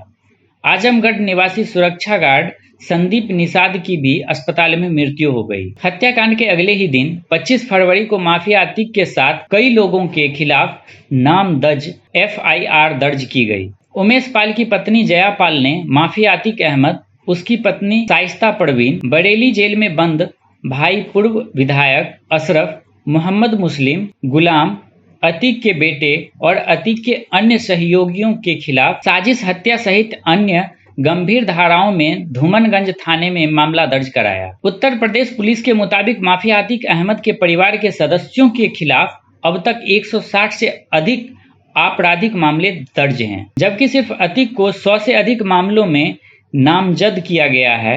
उसके भाई अशरफ पर 52 मामले, पत्नी शाइस्ता पर 3 और बेटे अली पर 4 और उमर अहमद पर 1 मामला दर्ज है। वैसे इससे पहले योगी आदित्यनाथ के सरकार में आते ही सभी अपराधियों के साथ अतीक और उसके गैंग के खिलाफ भी बड़ी कार्रवाई की गई, लेकिन अतीक के गुनाह की दुनिया का खात्मा होना भी बाकी था। जानकारी के मुताबिक अब तक अतीक और उसके परिवार की 11,684 करोड़ रुपए की संपत्ति जब्त की गई।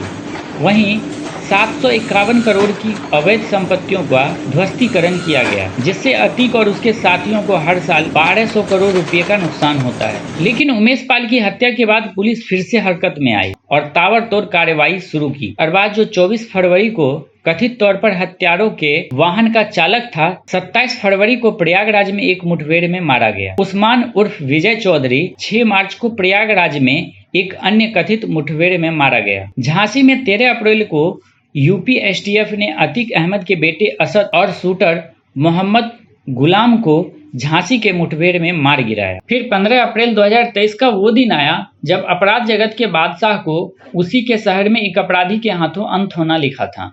दरअसल अपने अपराध के कई मामलों में सजा काट रहे अतीक अहमद और उसके भाई अशरफ को 15 अप्रैल को मेडिकल जांच के लिए जेल से प्रयागराज के एक सरकारी अस्पताल ले जाते वक्त 3 अपराधियों ने पुलिस और मीडिया के सामने गोली मारकर हत्या कर दी।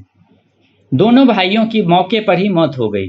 अपराधियों ने मात्र 40 सेकंड में इस घटना को अंजाम दिया, जिसमें उन्होंने 18 राउंड फायरिंग की।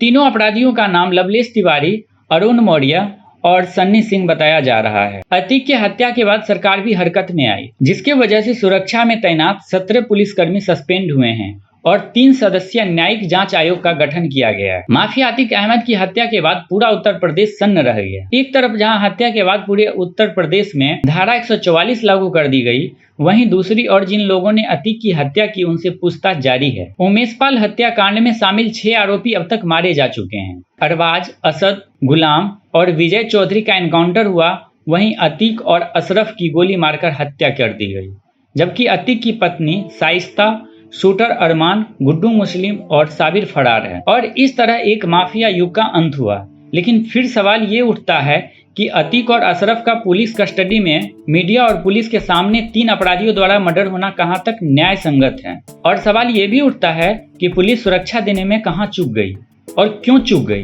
क्योंकि संविधान ने हर एक अपराधी को कोर्ट के समक्ष अपनी बात रखने का अधिकार दिया है और कोर्ट तय करेगी कि कोई व्यक्ति अपराधी है या नहीं। यदि वो अपराधी है तो उसकी सजा क्या होगी। आप इस घटना के बारे में क्या सोचते हैं, हमें कमेंट करके बताएं।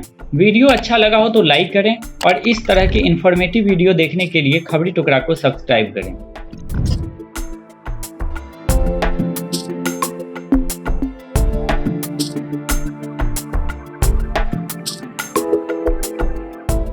श्री खाटू श्याम जी का विश्व विख्यात मंदिर एक ऐसा मंदिर है जहां स्वयं श्री कृष्ण की कृपा मौजूद है।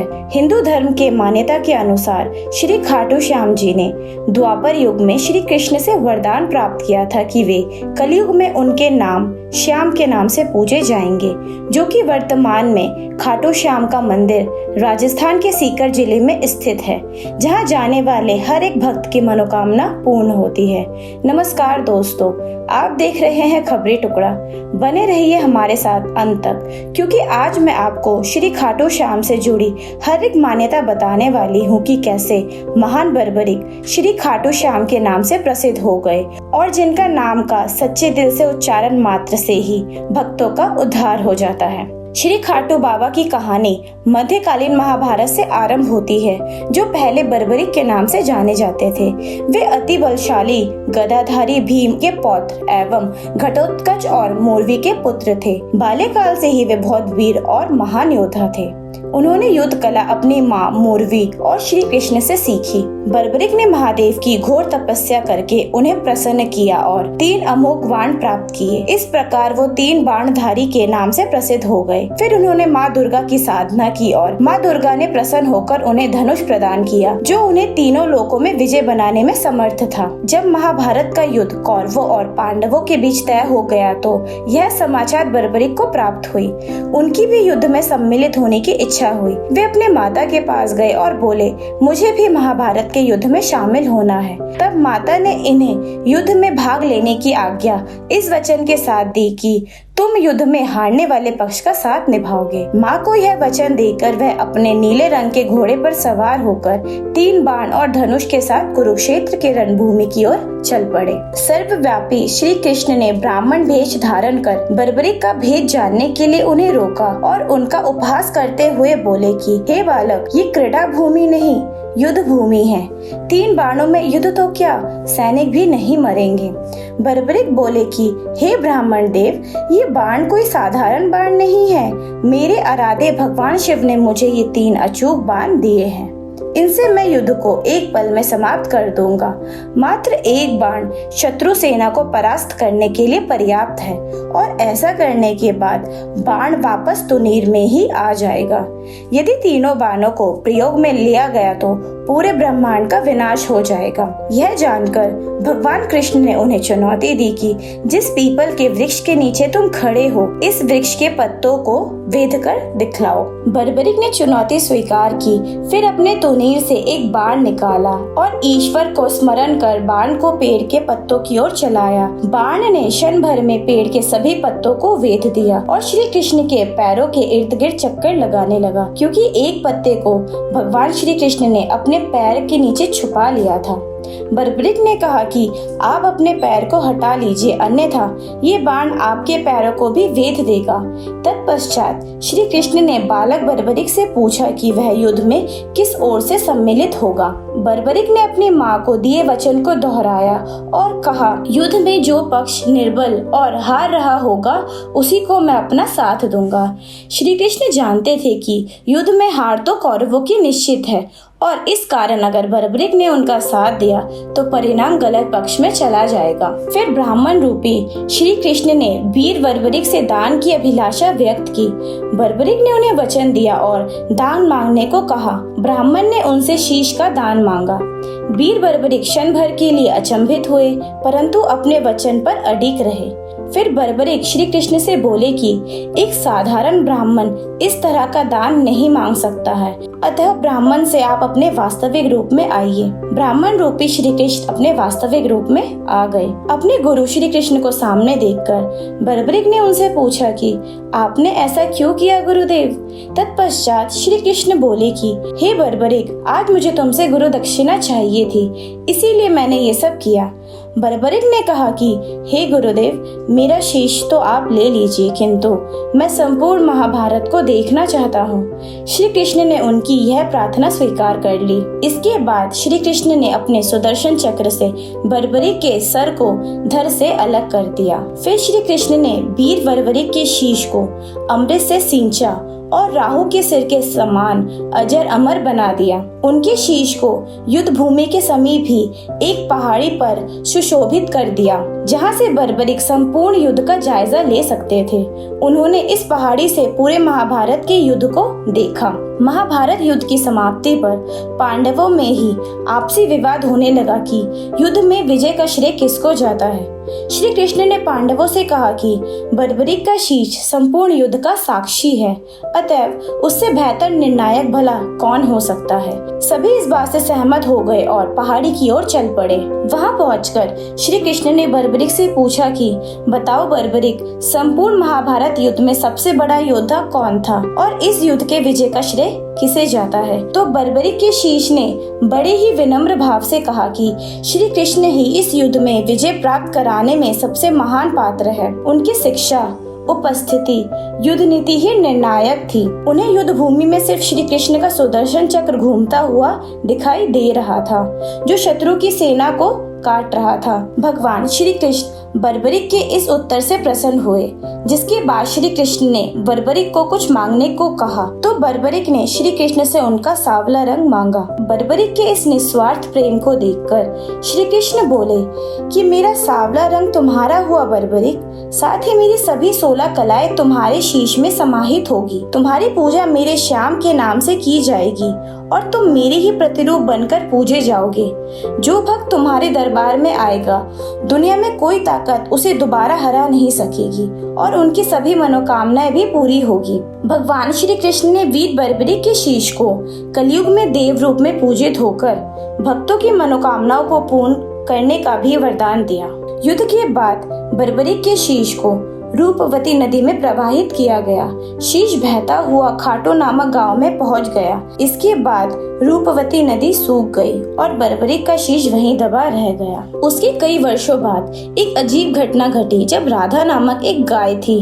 वह गाय दूध देने में असमर्थ थी, इसी कारण उसके मालिक ने उसे छोड़ दिया। गाय घूमते हुए उस स्थान पर पहुंची जहां बर्बरिक का शीश दबा हुआ था।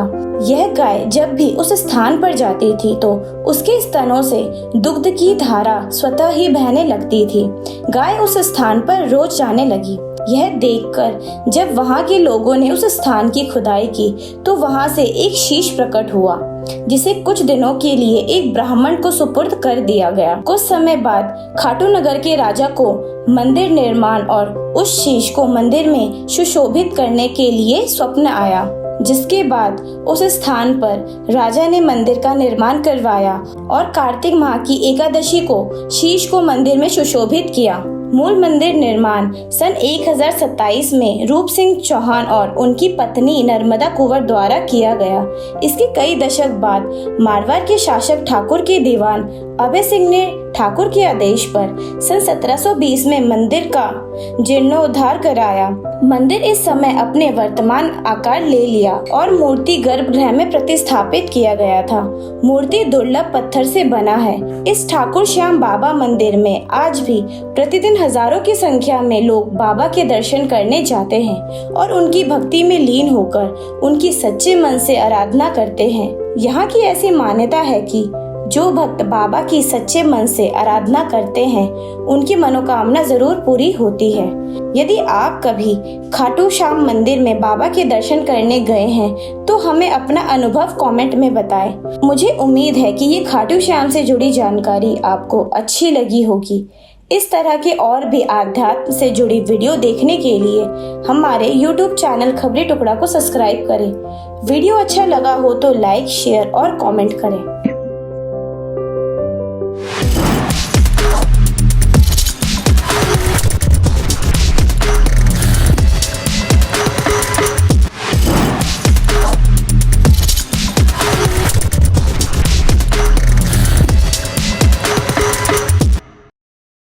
वैसे तो प्राकृतिक घटनाओं की खबरें आती ही रहती है, लेकिन आजकल बार बार हो रही भूकंप की घटनाएं लोगों के मन में दहशत भर दिया है। भारत के अलावा विश्व भर से आ रही भूकंप की खबरों ने लोगों को सोचने पर मजबूर कर दिया है कि आखिर इस तरह की घटनाएं क्यों हो रही है। नमस्कार दोस्तों, आप देख रहे हैं खबरी टुकड़ा। आज मैं आपको भारत के अलावा विश्व भर से आ रहे भूकंप के वजहों के साथ साथ इसके बारे में ऐसी बातें बताने वाला हूँ जिसे जानकर आप हैरान हो जाएंगे। आइए सबसे पहले भूकंप के आने की वजहों को समझते हैं। वैज्ञानिक रूप से समझने के लिए हमें पृथ्वी की संरचना को समझना होगा। पृथ्वी टेक्टोनिक प्लेटों पर स्थित है। पृथ्वी के अंदर कुल 7 प्लेट हैं। इसके नीचे तरल पदार्थ लावा है और इस पर टेक्टोनिक प्लेट तैरती रहती हैं। कई बार ये प्लेट्स आपस में टकरा जाती हैं। बार बार टकराने से कई बार प्लेट्स के कोने मुड़ जाते हैं और ज्यादा दबाव पड़ने पर ये प्लेट्स टूटने लगती है। प्लेट्स टूटने के कारण पैदा हुई ऊर्जा बाहर की ओर निकलने का रास्ता खोजने लगती है। इस वजह से उत्पन्न हुई डिस्टरबेंस की वजह से भूकंप आता है। आइए अब जानते हैं कि भूकंप की तीव्रता को कैसे मापी जाती है। भूकंप को रिक्टर स्केल पर मापा जाता है। रिक्टर स्केल भूकंप की तरंगों की तीव्रता को मापने का एक गणितीय पैमाना होता है। इसे रिक्टर मैग्नीट्यूड टेस्ट कहा जाता है। रिक्टर स्केल पर भूकंप को इसके केंद्र यानी एपी सेंटर से 1 से 9 तक के आधार पर मापा जाता है। ये स्केल भूकंप के दौरान धरती के भीतर से निकल रही ऊर्जा के आधार पर तीव्रता को मापता है। आइए अब जानते हैं कि क्या बार बार भूकंप का आना किसी बड़े खतरे की ओर इशारा करता है। विश्व भर के एक्सपर्ट्स आशंका जता चुके हैं कि बार बार भूकंप का आना किसी बड़े खतरे की निशानी होती है। यूएस के लॉस अलामोस नेशनल लेबोरेटरी की एक रिपोर्ट के अनुसार पिछले साल कैलिफोर्निया में 4.0 तीव्रता के झटकों से पहले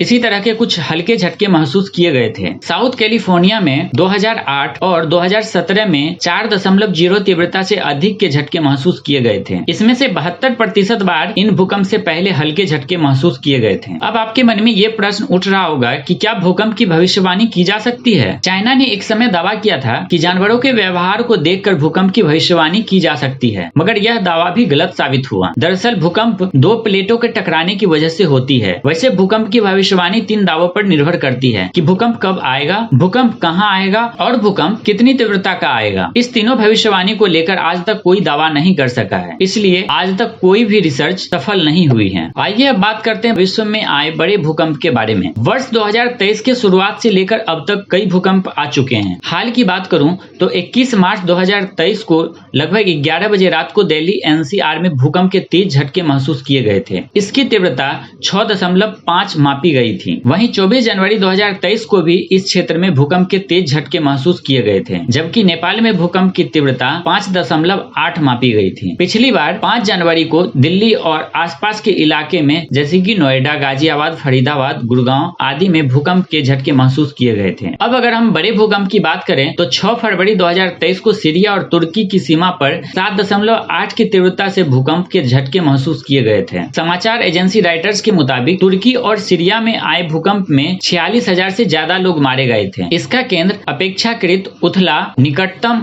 18 किलोमीटर नीचे था, जिसके कारण से भूमि पर खड़ी इमारतें को गंभीर क्षति पहुंचा। रिपोर्ट के मुताबिक तुर्की में लगभग 2,64,000 अपार्टमेंट नष्ट हो गए और कई लोग अभी भी लापता हैं। इस क्षेत्र में अरेबियन प्लेट उत्तर की ओर खिसक रही है और एनातोलियन प्लेट से इसका घर्षण हो रहा है। इससे पहले 13 अगस्त 1822 को 7.4 तीव्रता का भूकंप आया था। भारत और नेपाल में 25 मार्च 2015 को भयानक भूकंप आया था। धरती काफी देर तक हिलती रही थी। 7.8 तीव्रता के आए इस भूकंप में 22,000 से अधिक लोग घायल हुए थे और 9,000 से अधिक लोग मारे गए थे। 2005 में कश्मीर में भूकंप ने भयानक तबाही मचाई थी। पाकिस्तान समेत कश्मीर में 7.6 तीव्रता का भूकंप आया था। उस भूकंप में दोनों मुल्कों में 1,30,000 से अधिक लोगों की मौत हो गई थी। वहीं भूकंप की बात हो और भारत के भुज की बात ना हो, ऐसा नहीं हो सकता है। 26 जनवरी 2001 को गुजरात के भुज में आए भूकंप में 20,000 से अधिक लोगों की मौत हो गई थी। साथ ही इस भूकंप से घर और मकान पूरी तरह से ध्वस्त हो गए थे। वैसे तो भूकंप एक प्राकृतिक घटना है, लेकिन कई बार इंसानी गतिविधियों की वजह से भूकंप आते हैं, जैसे कि सुरंगों का खोदना, किसी जल स्रोत को भरना या फिर किसी बड़े भौगोलिक बदलाव या जियोथर्मल प्रोजेक्ट को बनाना या फिर बांधों के निर्माण की वजह से भी भूकंप आते हैं। इसलिए इंसानों को चाहिए कि अपने जीवन स्तर को बेहतर बनाने के लिए प्राकृतिक का नुकसान या तो ना करे या जितना हो सके कम से कम करें। आई होप कि आप लोगों को ये वीडियो इन्फॉर्मेटिव लगी होगी। इस तरह के और भी वीडियो देखने के लिए हमारे YouTube चैनल खबरी टुकड़ा को सब्सक्राइब करें। वीडियो अच्छा लगा हो तो लाइक, शेयर और कमेंट करें।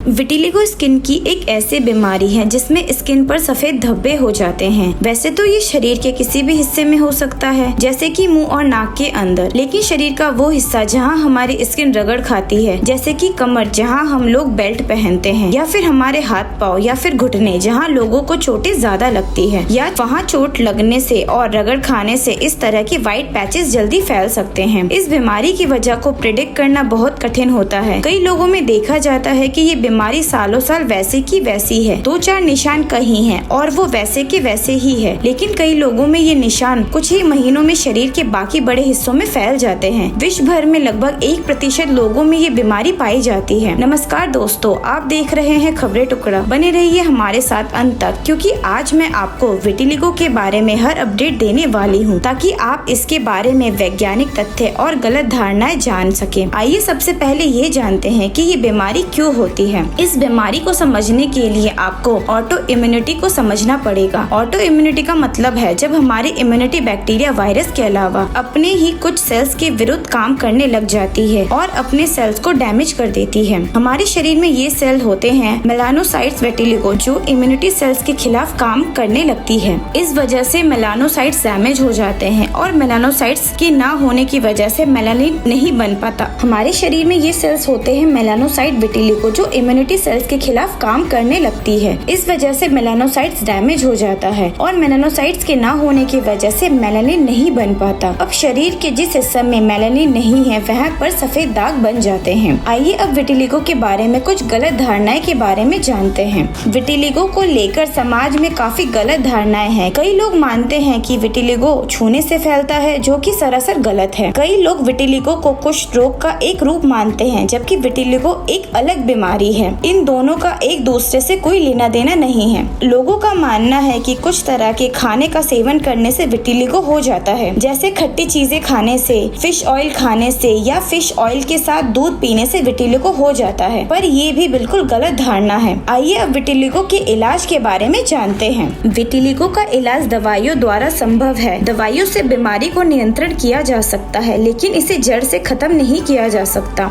इसके उपचार के दो पहलू हैं। पहला, रिपिगमेंटेशन यानी सफेद निशानों में रंग लाना। दूसरा, डिजीज एक्टिविटी कंट्रोल यानी नए निशान ना आए या पुराने निशान आकार में ना बढ़े, इसके लिए उपचार करना। उपचार इस बात पर भी निर्भर करता है कि शरीर का कितना प्रतिशत हिस्सा इस बीमारी से ग्रसित है। इस बीमारी के इलाज के लिए विभिन्न प्रकार की पद्धतियाँ जैसे कि टॉपिकल, सिस्टमैटिक एंड फोटोथेरेपी का यूज किया जा सकता है। टॉपिकल थेरेपी में डिफरेंट टाइप की क्रीम का यूज करते हैं। सिस्टमैटिक थेरेपी में खाने वाली दवाइयों का प्रयोग करते हैं। फोटोथेरेपी में अल्ट्रावायलेट रे यानी सूरज की नीली किरणों का प्रयोग किया जाता है। आजकल एक नई लेजर जो एक्साइमर लेजर के नाम से जानी जाती है, इसका प्रयोग भी इस बीमारी के लिए किया जाता है। त्वचा रोग विशेषज्ञ इम्यूनोसुप्रेसेंट दवाइयाँ जैसे कि स्टेरॉइड का इस्तेमाल इस बीमारी को कंट्रोल करने के लिए करते हैं। इन दवाइयों में शरीर के ऑटो इम्यूनिटी को रोका जा सकता है। कई बार रंग का वापस आना मुश्किल होता है। उन केसेस में कैमोफ्लॉज यानी स्किन कलर की कुछ क्रीम्स का इस्तेमाल किया जाता है, जिससे सफेद निशानों को ढका या छुपाया जा सके। इसके उपचार की ड्यूरेशन को तय नहीं किया जा सकता। इस बीमारी के बचाव के लिए अभी तक कोई वैक्सीन या दवा उपलब्ध नहीं है। इसीलिए यदि आप कभी ऐसे व्यक्ति से मिलते हैं जिनको विटिलिगो है या ऐसे व्यक्ति को आप जानते हैं जिन्हें विटिलिगो है, तो उनसे छुआछूत की भावना ना रखें, क्योंकि ऐसे व्यक्ति पहले से ही मानसिक रूप से तनाव में रहते हैं। और जिन व्यक्ति को ये बीमारी है वह इस बीमारी के बारे में सोचकर मानसिक तनाव ना ले, क्योंकि मानसिक तनाव लेने से ये बीमारी बढ़ सकती है। किसी विटिलिगो स्पेशलिस्ट डॉक्टर से मिले और डॉक्टर द्वारा बताए कोर्स जरूर पूरा करें। आई होप ये वीडियो आपको इन्फॉर्मेटिव लगी होगी। इसी तरह के और भी वीडियो देखने के लिए हमारे YouTube चैनल खबरी टुकड़ा को सब्सक्राइब करें, साथ ही लाइक, शेयर और कमेंट करें।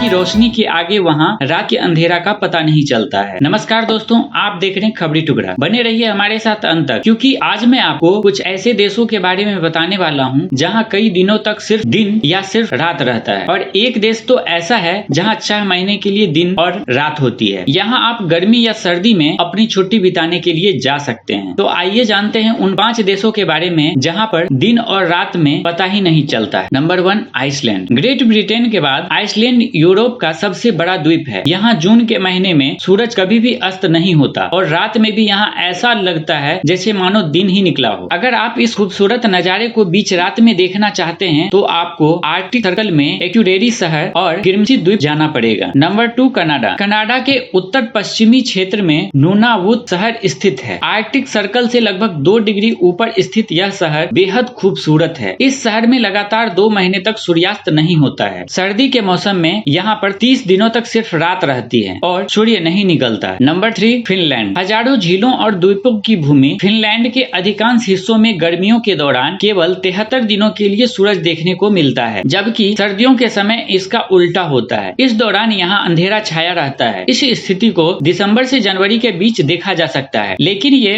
उन्हीं हिस्सों में देखा जा सकता है जो आर्कटिक सर्कल में आते हैं। यह भी एक कारण है कि यहाँ के लोग गर्मियों में कम और सर्दियों में ज्यादा सोते हैं। Number 4, Alaska. अलास्का के शहर बैरो में मई के अंत से जुलाई के आखिरी तक सूर्य अस्त नहीं होता है। फिर इसके कुछ महीने बाद यानी सर्दियों में आप इसका उल्टा देखेंगे। नवंबर की शुरुआत में यहाँ अगले 30 दिनों तक अंधेरा रहता है। इस स्थिति को पोलर नाइट्स भी कहते हैं। बर्फ से ढके पहाड़ों और मंत्र मुग्ध कर देने वाले ग्लेशियरों के लिए यह प्रसिद्ध है। इस जगह पर आप गर्मियों या सर्दियों में जा सकते हैं। Number 5, Norway. नॉर्वे को लैंड ऑफ मिडनाइट सन कहा जाता है। यहाँ मई से जुलाई के आखिर तक करीब 76 दिनों के लिए सूरज नहीं डूबता है। दिन में करीब 20 घंटे तक तेज धूप होती है। नॉर्वे के स्वालबार्ड में सूरज 10 अप्रैल से 23 अगस्त तक लगातार चमकता रहता है। कहा जाता है कि यहाँ बस 40 मिनट के लिए रात होती है, बाकी समय यहाँ सूरज की रोशनी होती है। आपको यह भी बता दें कि नॉर्वे में एक छोटे से कस्बे रजुकन है जहाँ 100 साल से सूरज की रोशनी नहीं पहुँची है। तो दोस्तों, यदि आप अपनी छुट्टियों को और यादगार बनाना चाहते हैं तो इस जगह पर घूमने की प्लानिंग कर सकते हैं और कभी न रात होने वाली जगह को आप अपने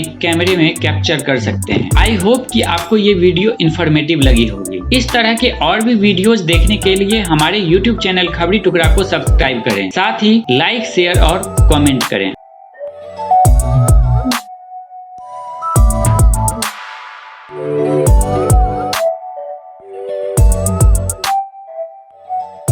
ठीक 2 दशक पहले 13 दिसंबर 2001 की सुबह सब कुछ सामान्य था, लेकिन शायद किसी को भी ये नहीं पता था कि इस तारीख को इतिहास के पन्नों में दर्ज होना है। संसद का शीतकालीन सत्र शुरू हो चुका था। विपक्षी सांसद कुछ मुद्दे पर नारे लगाकर राज्यसभा और लोकसभा में हंगामा कर रहे थे, जिसके वजह से सदन को 45 मिनट के लिए स्थगित कर दिया गया था। प्रधानमंत्री अटल बिहारी वाजपेयी और कांग्रेस अध्यक्ष सोनिया गांधी संसद से घर की ओर जा चुके थे, जबकि उप प्रधानमंत्री लाल कृष्ण आडवाणी समेत कुछ मंत्री और करीब 200 सांसद अब भी संसद भवन में ही मौजूद थे। इसके अलावा संसद में काम करने वाले लोग, आंगतुकगढ़ और सुरक्षा कर्मी भी संसद परिसर में ही मौजूद थे। तभी कुछ आतंकी संसद भवन परिसर में प्रवेश करते हैं। एक आतंकी संसद भवन के गेट पर ही खुद को बम से उड़ा लेता है, जिससे पूरे संसद भवन परिसर में अफरा तफरी मच जाती है और ये खौफनाक दिन शुरू हो जाता है। नमस्कार दोस्तों, आप देख रहे हैं खबरी टुकड़ा। बने रहिए हमारे साथ अंत तक, क्योंकि आज मैं आपको संसद भवन में हुए आतंकी हमले के बारे में कुछ ऐसे फैक्ट्स बताने वाली हूँ जिसे सुनकर आप हैरान हो जाएंगे कि कैसे एक छोटी सी चूक ने कई लोगों की जान ले ली। संसद भवन के परिसर में सामान्य दिन की तरह सारा काम चल रहा था। तभी अचानक सफेद रंग की एम्बेसडर कार संसद भवन परिसर में घुसी। गाड़ी पर गृह मंत्री का स्टिकर पास लगा हुआ था। गाड़ी से एंट्री के बाद एक सुरक्षा कर्मी को इन पर शक हुआ और उसने कार को पीछे लौटने को कहा। तब तक वह तत्कालीन उपराष्ट्रपति कृष्णकांत के वाहन से टकरा चुकी थी। उपराष्ट्रपति के ड्राइवर शेखर अपनी जान बचाते हुए कार के पीछे छुप जाते हैं। इसके बाद उपराष्ट्रपति के सुरक्षा गार्ड मोर्चा संभाल लेते हैं और दोनों ओर से गोलियां चलनी शुरू हो जाती है। इस दौरान आतंकियों ने सबसे पहले उन 4 सुरक्षा कर्मियों को निशाना बनाया जिन्होंने एम्बेसडर कार को रोकने की कोशिश की। इसके बाद संसद के अंदर चारों तरफ अफरा तफरी और दहशत का माहौल बन गया, जिसे जो कोना दिखाई दे रहा था वो उधर ही भागकर अपनी जान बचाने की कोशिश कर रहा था। संसद भवन का पूरा क्षेत्र रणभूमि का बन चुका था। गोलियों की आवाज सुनते ही आडवाणी संसद भवन स्थित अपने दफ्तर से बाहर निकलते हैं, लेकिन सुरक्षा कर्मी उन्हें रोक देते हैं और हमले की जानकारी देते हैं। इतना सुनते ही आडवाणी अपने दफ्तर वापस लौट जाते हैं और प्रधानमंत्री अटल बिहारी वाजपेयी को फोन लगाते हैं। इतने ही देर में सुरक्षा कर्मियों ने सदन के अंदर जाने वाले तमाम दरवाजों को बंद कर दिया था और दरवाजों के इर्द गिर्द अपनी पोजीशंस ले ली थी। आतंकवादी जिस तरह गोलियां बरसाते इधर उधर भाग रहे थे, उससे साफ लग रहा था कि वो अंदर तो घुस आए हैं, पर उन्हें पता नहीं है कि उसे सदन के अंदर दाखिल होने के लिए किस दरवाजे की ओर जाना है। सुरक्षा बलों ने अपनी जान की बाजी लगाते हुए 5 आतंकवादियों को सदन के बाहर ही ढेर कर दिया। इस हमले में बहादुरी से सामना करते हुए 9 लोग शहीद हो गए। इसमें संसद सुरक्षा के 2 सुरक्षा सहायक जगदीश प्रसाद यादव और मातबर सिंह नेगी, दिल्ली पुलिस के 5 सुरक्षा कर्मी नानक चंद, रामपाल, ओम प्रकाश, विजेंद्र सिंह और घनश्याम के साथ ही केंद्रीय रिजर्व पुलिस बल की एक महिला कांस्टेबल कमलेश कुमारी और CPWD के एक कर्मचारी देश राज शामिल थे। इसके अलावा इस आतंकी हमले में 16 जवान घायल हुए। हमले के 2 दिन बाद 15 दिसंबर 2001 को इस घिनौनी साजिश को रचने वाले मुख्य आरोपी आतंकी संगठन जैश ए मोहम्मद के सदस्य अफजल गुरु को गिरफ्तार कर लिया। उसके साथ ही दिल्ली विश्वविद्यालय के जाकिर हुसैन कॉलेज के SR गिलानी से पूछताछ की गई और बाद में उन्हें भी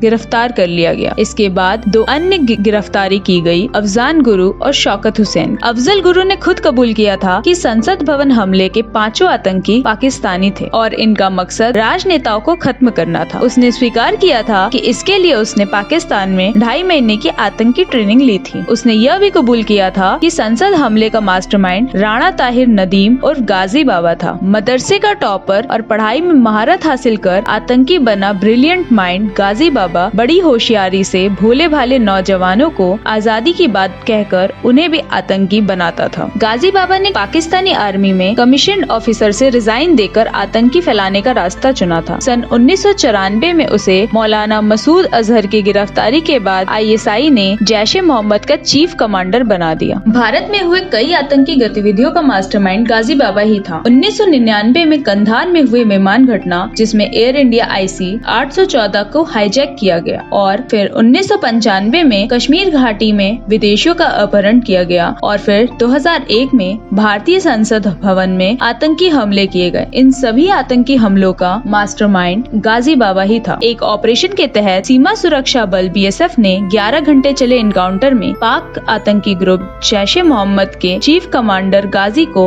उनके साथियों के साथ अगस्त 2003 में श्रीनगर में मार गिराया था। जून 2002 में ट्रायल कोर्ट ने इस मामले में 4 लोग अफजल गुरु, SAR गिलानी, अफसान गुरु और शौकत हुसैन गुरु पर आरोप तय कर दिया। दिसंबर 2002 को अदालत ने SAR गिलानी, शौकत हुसैन और अफजल गुरु को मृत्यु दंड की सजा सुनाई जबकि अफसान गुरु को बरी कर दिया। अक्टूबर 2003 में अदालत ने गिलानी को भी बरी कर दिया जबकि अन्य की सजा को बरकरार रखा। इसके बाद मामले की सुनवाई सुप्रीम कोर्ट में हुई जहां अगस्त 2005 में कोर्ट ने अफजल गुरु की मौत की सजा को बरकरार रखा। वहीं शौकत हुसैन गुरु की मौत की सजा को बदलकर 10 साल कारावास की सजा कर दी गई। सुप्रीम कोर्ट से भी फांसी सुनाए जाने के बाद अफजल गुरु की पत्नी तबस्सुम गुरु ने राष्ट्रपति के सामने दया याचिका दायर की थी जिसको तत्कालीन राष्ट्रपति ने खारिज कर दिया था। आखिरकार 9 फरवरी 2013 को दिल्ली के तिहाड़ जेल में संसद भवन पर हमले के इस मास्टरमाइंड को फांसी पर लटका दिया गया। संसद भवन पर हुए हमले के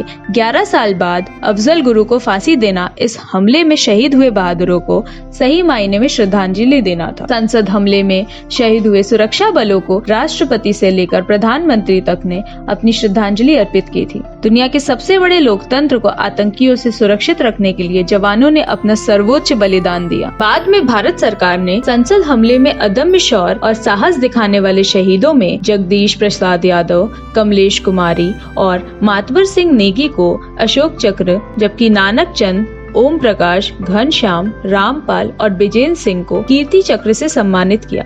इसके साथ ही अतुलनीय साहस पर परिचय देने के लिए संतोष कुमार, YP थापा, श्यामवीर सिंह और सुखविंदर सिंह को शौर्य चक्र से सम्मानित किया। संसद की सुरक्षा में जान न्यौछावर करने वाले अमर शहीदों पर देश को हमेशा गर्व रहेगा। आई होप कि आप लोगों को ये वीडियो इन्फॉर्मेटिव लगी होगी। इसी तरह के और भी वीडियोस देखने के लिए हमारे YouTube चैनल खबरें टुकड़ा को सब्सक्राइब करें। वीडियो अच्छा लगा हो तो लाइक, शेयर और कमेंट करें।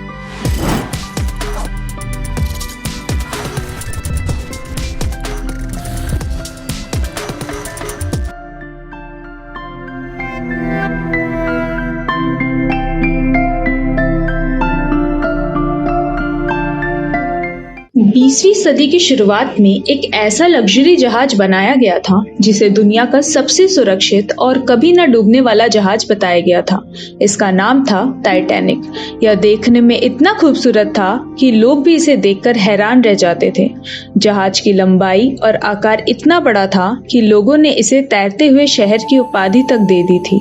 यह उस वक्त की सबसे बड़ी समुद्री जहाज थी। इस घटना पर बनी टाइटैनिक फिल्म आज भी 20वीं सदी की दुनिया की सबसे अधिक कमाई करने वाली फिल्म है और इस फिल्म को 11 ऑस्कर अवार्ड्स मिले थे। नमस्कार दोस्तों, आप देख रहे हैं खबरें टुकड़ा। बने रहिए हमारे साथ अंत तक, क्योंकि आज मैं आपको एक ऐसे जहाज की कहानी बताने वाली हूँ जो कभी नहीं डूबने के लिए बनी थी, लेकिन यह अपनी यात्रा के चौथे दिन ही डूब गई और अपनी मंजिल तक कभी नहीं पहुँच सकी। साथ ही जहाज में सवार लगभग 1500 यात्री भी जहाज के साथ समुद्र में विलीन हो गए। ब्रिटेन की shipping company white star line को ओलंपिक क्लास के जहाज बनाने का काम दिया गया था, जिसके बाद टाइटैनिक के निर्माण का काम 31 मार्च 1909 को शुरू हुआ और यह 31 मई 1911 तक बनकर तैयार हुआ। इसे तैयार करने में उस समय $7.5 मिलियन का खर्च आया था, जो कि आज के $400 मिलियन के बराबर है। टाइटैनिक की कुल लंबाई 269 मीटर और चौड़ाई 53 मीटर, जबकि इसका भार 46,328 टन था। जहाज की कुल क्षमता यात्रियों और चालक दल के साथ 3,549 थी। इस जहाज को किसी 5 स्टार की तरह लग्जरी बनाया गया था, क्योंकि इसमें स्टेन ग्लास की खिड़की, ऑर्नेट वुड पैनलिंग, 2 बड़े-बड़े ग्रैंड स्टेयरकेसेस, एक जिम, एक Turkish bath, electric bath, heated swimming pool, 4 restaurants, 2 barber shop और एक लाइब्रेरी थी। प्रथम श्रेणी के यात्रियों ने ऐसी सुविधाओं के लिए एक भारी शुल्क का भुगतान किया था। टाइटैनिक जहाज की टिकट उस समय की सबसे महंगी जहाज की टिकट थी। एक यात्री ने एक तरफ का किराया लगभग 4,350 अमेरिकी डॉलर तक भुगतान किया था, जिसकी आज की तुलना में कीमत 95,860 अमेरिकी डॉलर से भी ज्यादा होती है। इसे बनाने के लिए दिन रात 2 साल तक 3,000 मजदूरों ने काम किया था। इसे लोगों के सामने 31 मई 1911 को लाया गया, जिसे देखने के लिए करीब 10,000 लोगों की भीड़ जमा हुई। टाइटैनिक ने अपनी यात्रा की शुरुआत 10 अप्रैल 1912 को की थी। इस पर 2,200 यात्री सवार हुए। यह एक रॉयल मेल शिप भी था। जहाज दुनिया भर में चर्चा का कारण इसलिए नहीं था क्योंकि इसका आकार काफी बड़ा था, बल्कि इसलिए था क्योंकि इसमें शाही अंदाज को ध्यान में रखते हुए तमाम तरह की सुविधाएं दी गई थी। आइए अब जानते हैं कि टाइटैनिक जहाज के डूबने की मुख्य वजह क्या थी। दरअसल यह जहाज साउथहैम्पटन, इंग्लैंड से न्यूयॉर्क जा रही थी। 10 अप्रैल 1912 को यात्रा शुरू होने के 2 दिन बाद से ही इसे कई बार आइसबर्ग के वार्निंग्स मिलने लगते हैं। यह अपनी रूट तो चेंज करती है, लेकिन अपनी स्पीड में कोई बदलाव नहीं करती। उस समय इसकी स्पीड 40 किलोमीटर पर आवर थी, जबकि अन्य जहाज की स्पीड उस रूट में 30 से 32 किलोमीटर पर आवर होती थी। अब इसके ठीक 2 दिन बाद इसे और 7 वार्निंग्स मिलते हैं, लेकिन कैप्टन स्मिथ और उसके क्रू मेंबर्स इस वार्निंग को इग्नोर करते हैं और टाइटैनिक की रफ्तार कम नहीं करते। धीरे धीरे दिन ढलता है और रात होती है, लेकिन आज की रात की विशेषता यह थी कि आज कोई भी चांद नहीं निकला था, बल्कि रात में बिल्कुल अंधेरा था, जिसके वजह से विजिबिलिटी बहुत कम थी और यही अंधेरी रात टाइटैनिक के लिए काली रात साबित हुई। उस जमाने में हर जहाज के ऊपर क्रोज नेस्ट बनाया जाता था, जिसे लुकआउट पॉइंट कहते हैं। इस पर किसी को हमेशा बैठाकर रखा जाता था ताकि सामने से आ रहे किसी ट्रैफिक या किसी भी रुकावट को पता किया जा सके। तो टाइटैनिक में जो व्यक्ति बैठा हुआ था उसे तेज हवा चलने की वजह से बहुत ही ज्यादा ठंड का सामना करना पड़ रहा था। रात के 11:39 पर फ्रेडरिक फ्लीट नाम का व्यक्ति क्रूज नेस्ट के ऊपर बैठा हुआ था। वह अपने सामने एक बहुत बड़ा बर्फ का टुकड़ा देखता है और तुरंत घंटी बजाता है ताकि नीचे बैठे हुए लोग सुन सकें। फिर वह फोन करके भी बताता है कि हमारे सामने आइसबर्ग है, जल्दी से जहाज को मोड़ो। फर्स्ट ऑफिसर विलियम इस बात को सुनते हैं और इंजन रूम को संदेश देते हैं कि जहाज को लेफ्ट डायरेक्शन की ओर मोड़ दो, लेकिन तब तक बहुत लेट हो चुका होता है। इसके ठीक 1 मिनट बाद रात के 11:40 पर जहाज उसी आइसबर्ग से टकरा जाती है। आइसबर्ग से टाइटैनिक का टकराव इसके फ्रंट राइट साइड से हुआ था, जिससे इसके फ्रंट साइड में कई छोटे बड़े छेद हो जाते हैं, जिसके वजह से 16 में से 6 वाटर टाइट कंपार्टमेंट्स में पानी भर जाता है, जिसका मतलब था कि अब इसे डूबने से नहीं बचाया जा सकता था। इसी बीच कैप्टन स्मिथ पैसेंजर्स को लाइफ बोट्स का यूज करके इवैक्यूएशन करने का ऑर्डर दे देते हैं। इधर जहाज में मौजूद लोग इस बात से निश्चिंत थे कि टाइटैनिक एक अनसिंकेबल जहाज है। इसी वजह से जब पहली लाइफ बोट को पानी में उतारा गया तो उसमें मात्र 28 लोगों को भेजा गया, जबकि इस बोट में 65 लोग भेजे जा सकते थे। जैसे जैसे समय बीता और जहाज में और पानी भरता गया, यह और ज्यादा टिंट होता गया। रात के करीब 1 बजे तक जहाज के आगे वाले हिस्से में पानी भर चुका था और पीछे का हिस्सा पानी में ऊपर आ चुका था। इस वजह से लोगों में भगदड़ मच जाती है और लोग लाइफ बोट में बैठने के लिए एक दूसरे से लड़ने लगते हैं, लेकिन लाइफ बोट्स की सख्त कमी थी। इस जहाज पर केवल 20 लाइफ बोट्स मौजूद थे, जिससे मात्र 1131 लोगों को ही बाहर ले जाया जा सकता था, लेकिन इस जहाज में 2200 लोग मौजूद थे। रात के 2:05 पर आखिरी लाइफ बोट पानी में उतारा गया। इस वक्त तक महज 700 लोगों को ही बाहर भेजा जा सकता था, लेकिन जहाज में अब भी 1500 लोग मौजूद थे। आई विटनेसेस के अनुसार रात के 2:20 पर जहाज 2 भागों में टूट गया और फिर पानी में समा गया। 3 घंटे भी नहीं लगे कभी नहीं डूबने वाले जहाज को पानी के अंदर डूबने में। जो भी लोग इस जहाज पर मौजूद थे वो या तो जहाज के साथ पानी में डूब गए या फिर जिन लोगों को तैरना आता था वो हाइपोथर्मिया के वजह से मर गए, जिसकी वजह थी उस समय पानी का तापमान -2 डिग्री सेल्सियस होना। आरएमएस कार्पैथिया जहाज जो टाइटैनिक के सिग्नल को देखकर उसे बचाने पहुंचा, वो रात के 3:30 से 4 बजे के बीच वहां पर पहुंचा। तब तक जहाज डूब चुका था, पर जो लोग लाइफ बोट्स में मौजूद थे, लगभग 700 लोग, उन सभी को सक्सेसफुली बचा लिया गया था। घटना के बाद कई इन्वेस्टिगेशंस कराए गए और उनमें जो फैक्ट्स निकलकर सामने आए वो चौंका देने वाले थे। दरअसल उस रात एक और जहाज जिसका नाम SS कैलिफोर्नियन था, वो वहां से सिर्फ 37 किलोमीटर दूर मौजूद था, जो कि समय पर पहुंच सकता था टाइटैनिक पर मौजूद लोगों को बचाने के लिए।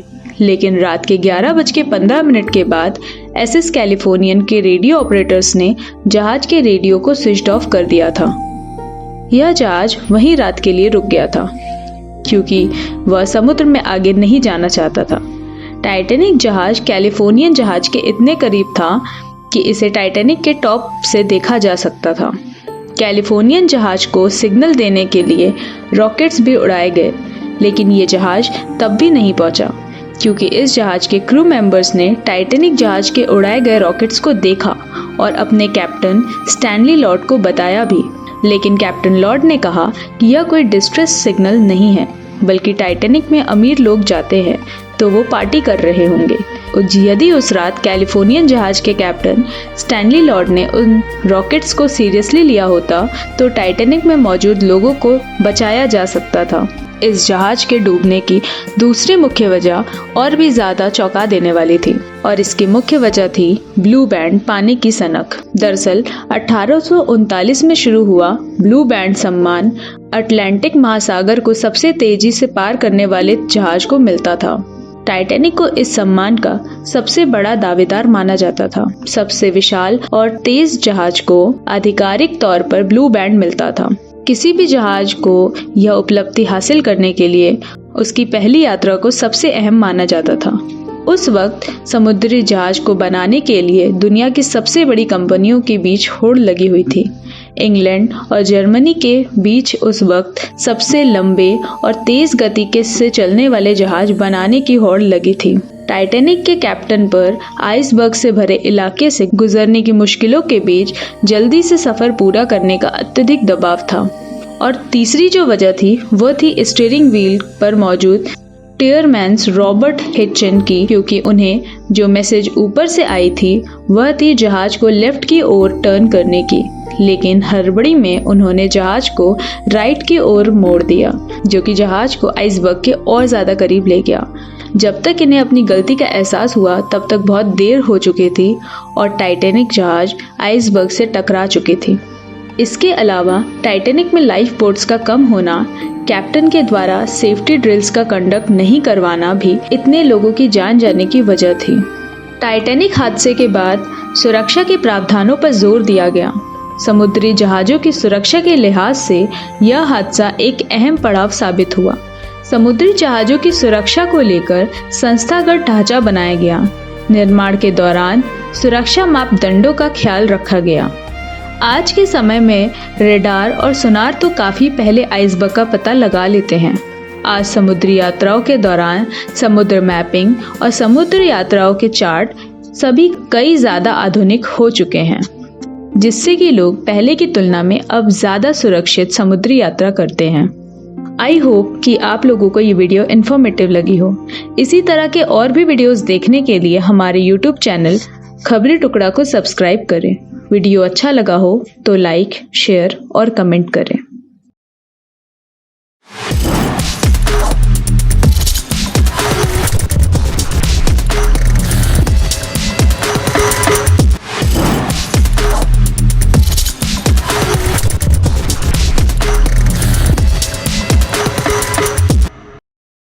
अपनी लेखनी से लाखों दिलों में राज करने वाले रवीन्द्रनाथ टैगोर एशिया के प्रथम व्यक्ति थे जिन्हें नोबेल पुरस्कार से सम्मानित किया गया था। महात्मा गांधी ने उन्हें गुरुदेव की उपाधि से नवाजा था, जिसके बाद वो गुरुदेव रवीन्द्रनाथ टैगोर के नाम से मशहूर हो गए। नमस्कार दोस्तों, आप देख रहे हैं खबरी टुकड़ा। बने रहिए हमारे साथ अंत तक, क्योंकि आज मैं आपको गुरुदेव रवीन्द्रनाथ टैगोर से जुड़ी कुछ ऐसी फैक्ट्स बताने वाली हूँ जो शायद ही आपने इससे पहले सुना होगा। गुरुदेव रवीन्द्रनाथ टैगोर का जन्म 7 मई सन 1861 को कोलकाता में हुआ था। वे अपने माता पिता की 13वीं संतान थे। टैगोर की माता का निधन उनके बचपन में ही हो गया था और उनके पिता व्यापक रूप से यात्रा करने वाले व्यक्ति थे, अतः उनका लालन पालन अधिकांश नौकरों द्वारा ही किया गया था। बचपन में उन्हें प्यार से रवि कहकर बुलाया जाता था। मात्र 8 वर्ष की उम्र में उन्होंने अपनी पहली कविता लिखी। 16 वर्ष की उम्र में कहानियां और नाटक लिखना प्रारंभ कर दिया था। वो एक कवि, उपन्यासकार, नाटककार, चित्रकार और दार्शनिक थे। सन 1883 में मृणालिनी देवी के साथ उनका विवाह हुआ। पिता की ब्रह्म समाजी होने के कारण वे भी ब्रह्म समाजी थे, जिसके वजह से उनकी रचनाओं में मनुष्य और ईश्वर के बीच के संपर्क को अनेक रूपों में देखने को मिलता है। टैगोर के पिता का सपना था कि उनका बेटा बड़ा होकर एक वकील बने, इसीलिए उन्होंने कानून सीखने के लिए लंदन की यूनिवर्सिटी में दाखिला लिया, लेकिन उस विषय में रुचि की कमी के कारण उन्होंने पढ़ाई बीच में ही छोड़ दी और शेक्सपियर के अनेक कामों को खुद से सीखा। सन 1880 में वे बिना डिग्री लिए बंगाल लौट आए। भारत आकर उन्होंने 1882 में 2 पद्य नाटक प्रकाशित किए।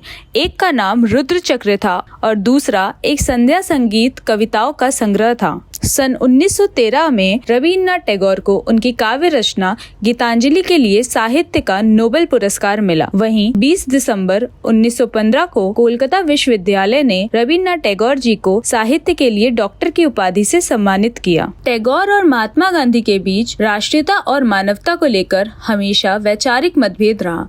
जहां महात्मा गांधी पहले पायदान पर राष्ट्रवाद को रखते थे, वहीं टैगोर मानवता को राष्ट्रवाद से अधिक महत्व देते थे, लेकिन दोनों एक दूसरे का बहुत सम्मान करते थे।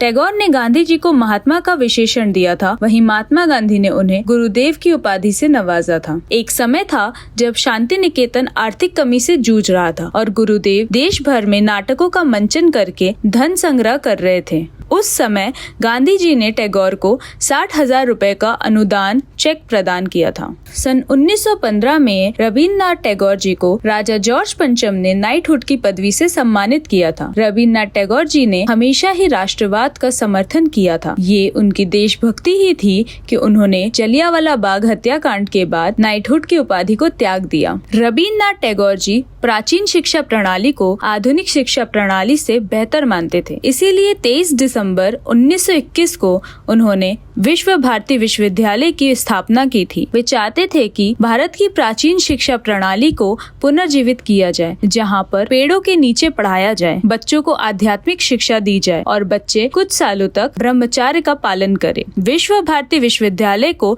चलाने के लिए रविन्द्रनाथ टैगोर जी ने अपनी किताबों के कॉपीराइट्स, यहाँ तक कि अपनी पत्नी के गहने तक बेच दिए थे। उन्होंने जीवन भर इस विश्वविद्यालय के लिए काम किया। उन्होंने इसके लिए फंडिंग इकट्ठा की और कई नाटक भी प्ले किए। अपने जीवन में उन्होंने 1000 कविताएं, 8 उपन्यास, 8 कहानी संग्रह और विभिन्न विषयों पर अनेक लेख लिखे। इतना ही नहीं, रविन्द्रनाथ टैगोर संगीत प्रेमी भी थे और उन्होंने अपने जीवन में 2230 से अधिक गीतों की रचना की। वे एकमात्र कवि थे जिनकी 2 रचनाएं 2 देशों का राष्ट्रगान बनी। भारत का राष्ट्रगान जन गण मन और बांग्लादेश का राष्ट्रगान अमर सोनार बांग्ला गुरुदेव की ही रचनाएं हैं। इसके अलावा श्रीलंका के राष्ट्रगान की रचना में भी उनकी भूमिका थी। यह गान भी रविन्द्र संगीत से प्रभावित है। समय के चलते रविन्द्रनाथ टैगोर जी को कई बीमारियों ने घेर लिया था, इसीलिए उनके जीवन के अंतिम के 4 साल बहुत ही पीड़ा में गुजरे। 7 अगस्त 1941 को 80 वर्ष की उम्र में रविन्द्रनाथ टैगोर जी का निधन हो गया। 2011 में हार्वर्ड यूनिवर्सिटी प्रेस ने विश्व भारती विश्वविद्यालय के साथ अंग्रेजी में उपलब्ध टैगोर के कार्यों की सबसे बड़ी संकलन द एसेंशियल टैगोर को प्रकाशित करने के लिए सहयोग किया। यह फकराल आलम और राधा चक्रवर्ती द्वारा संपादित की गई थी और ये टैगोर के जीवन की 150वीं वर्षगांठ की निशानी है। भारत के लोग रविन्द्रनाथ टैगोर के योगदान को कभी नहीं भूल पाएंगे। साहित्य हो या देशभक्ति, सभी जगह उन्होंने अपना संतुलित योगदान दिया। आप उनके योगदान के बारे में क्या सोचते हैं, हमें कमेंट करके जरूर बताएं। वीडियो अच्छा लगा हो तो लाइक करें और इसी तरह के इन्फॉर्मेटिव वीडियो देखने के लिए खबरी टुकड़ा को जरूर सब्सक्राइब करें।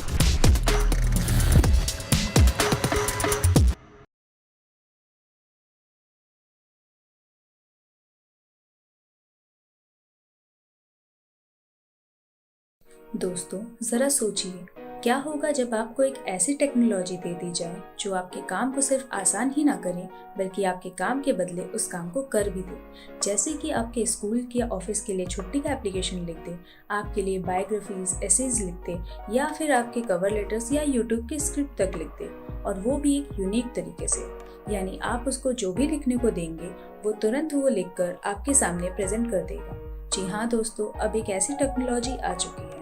नमस्कार, आप देख रहे हैं खबरी टुकड़ा।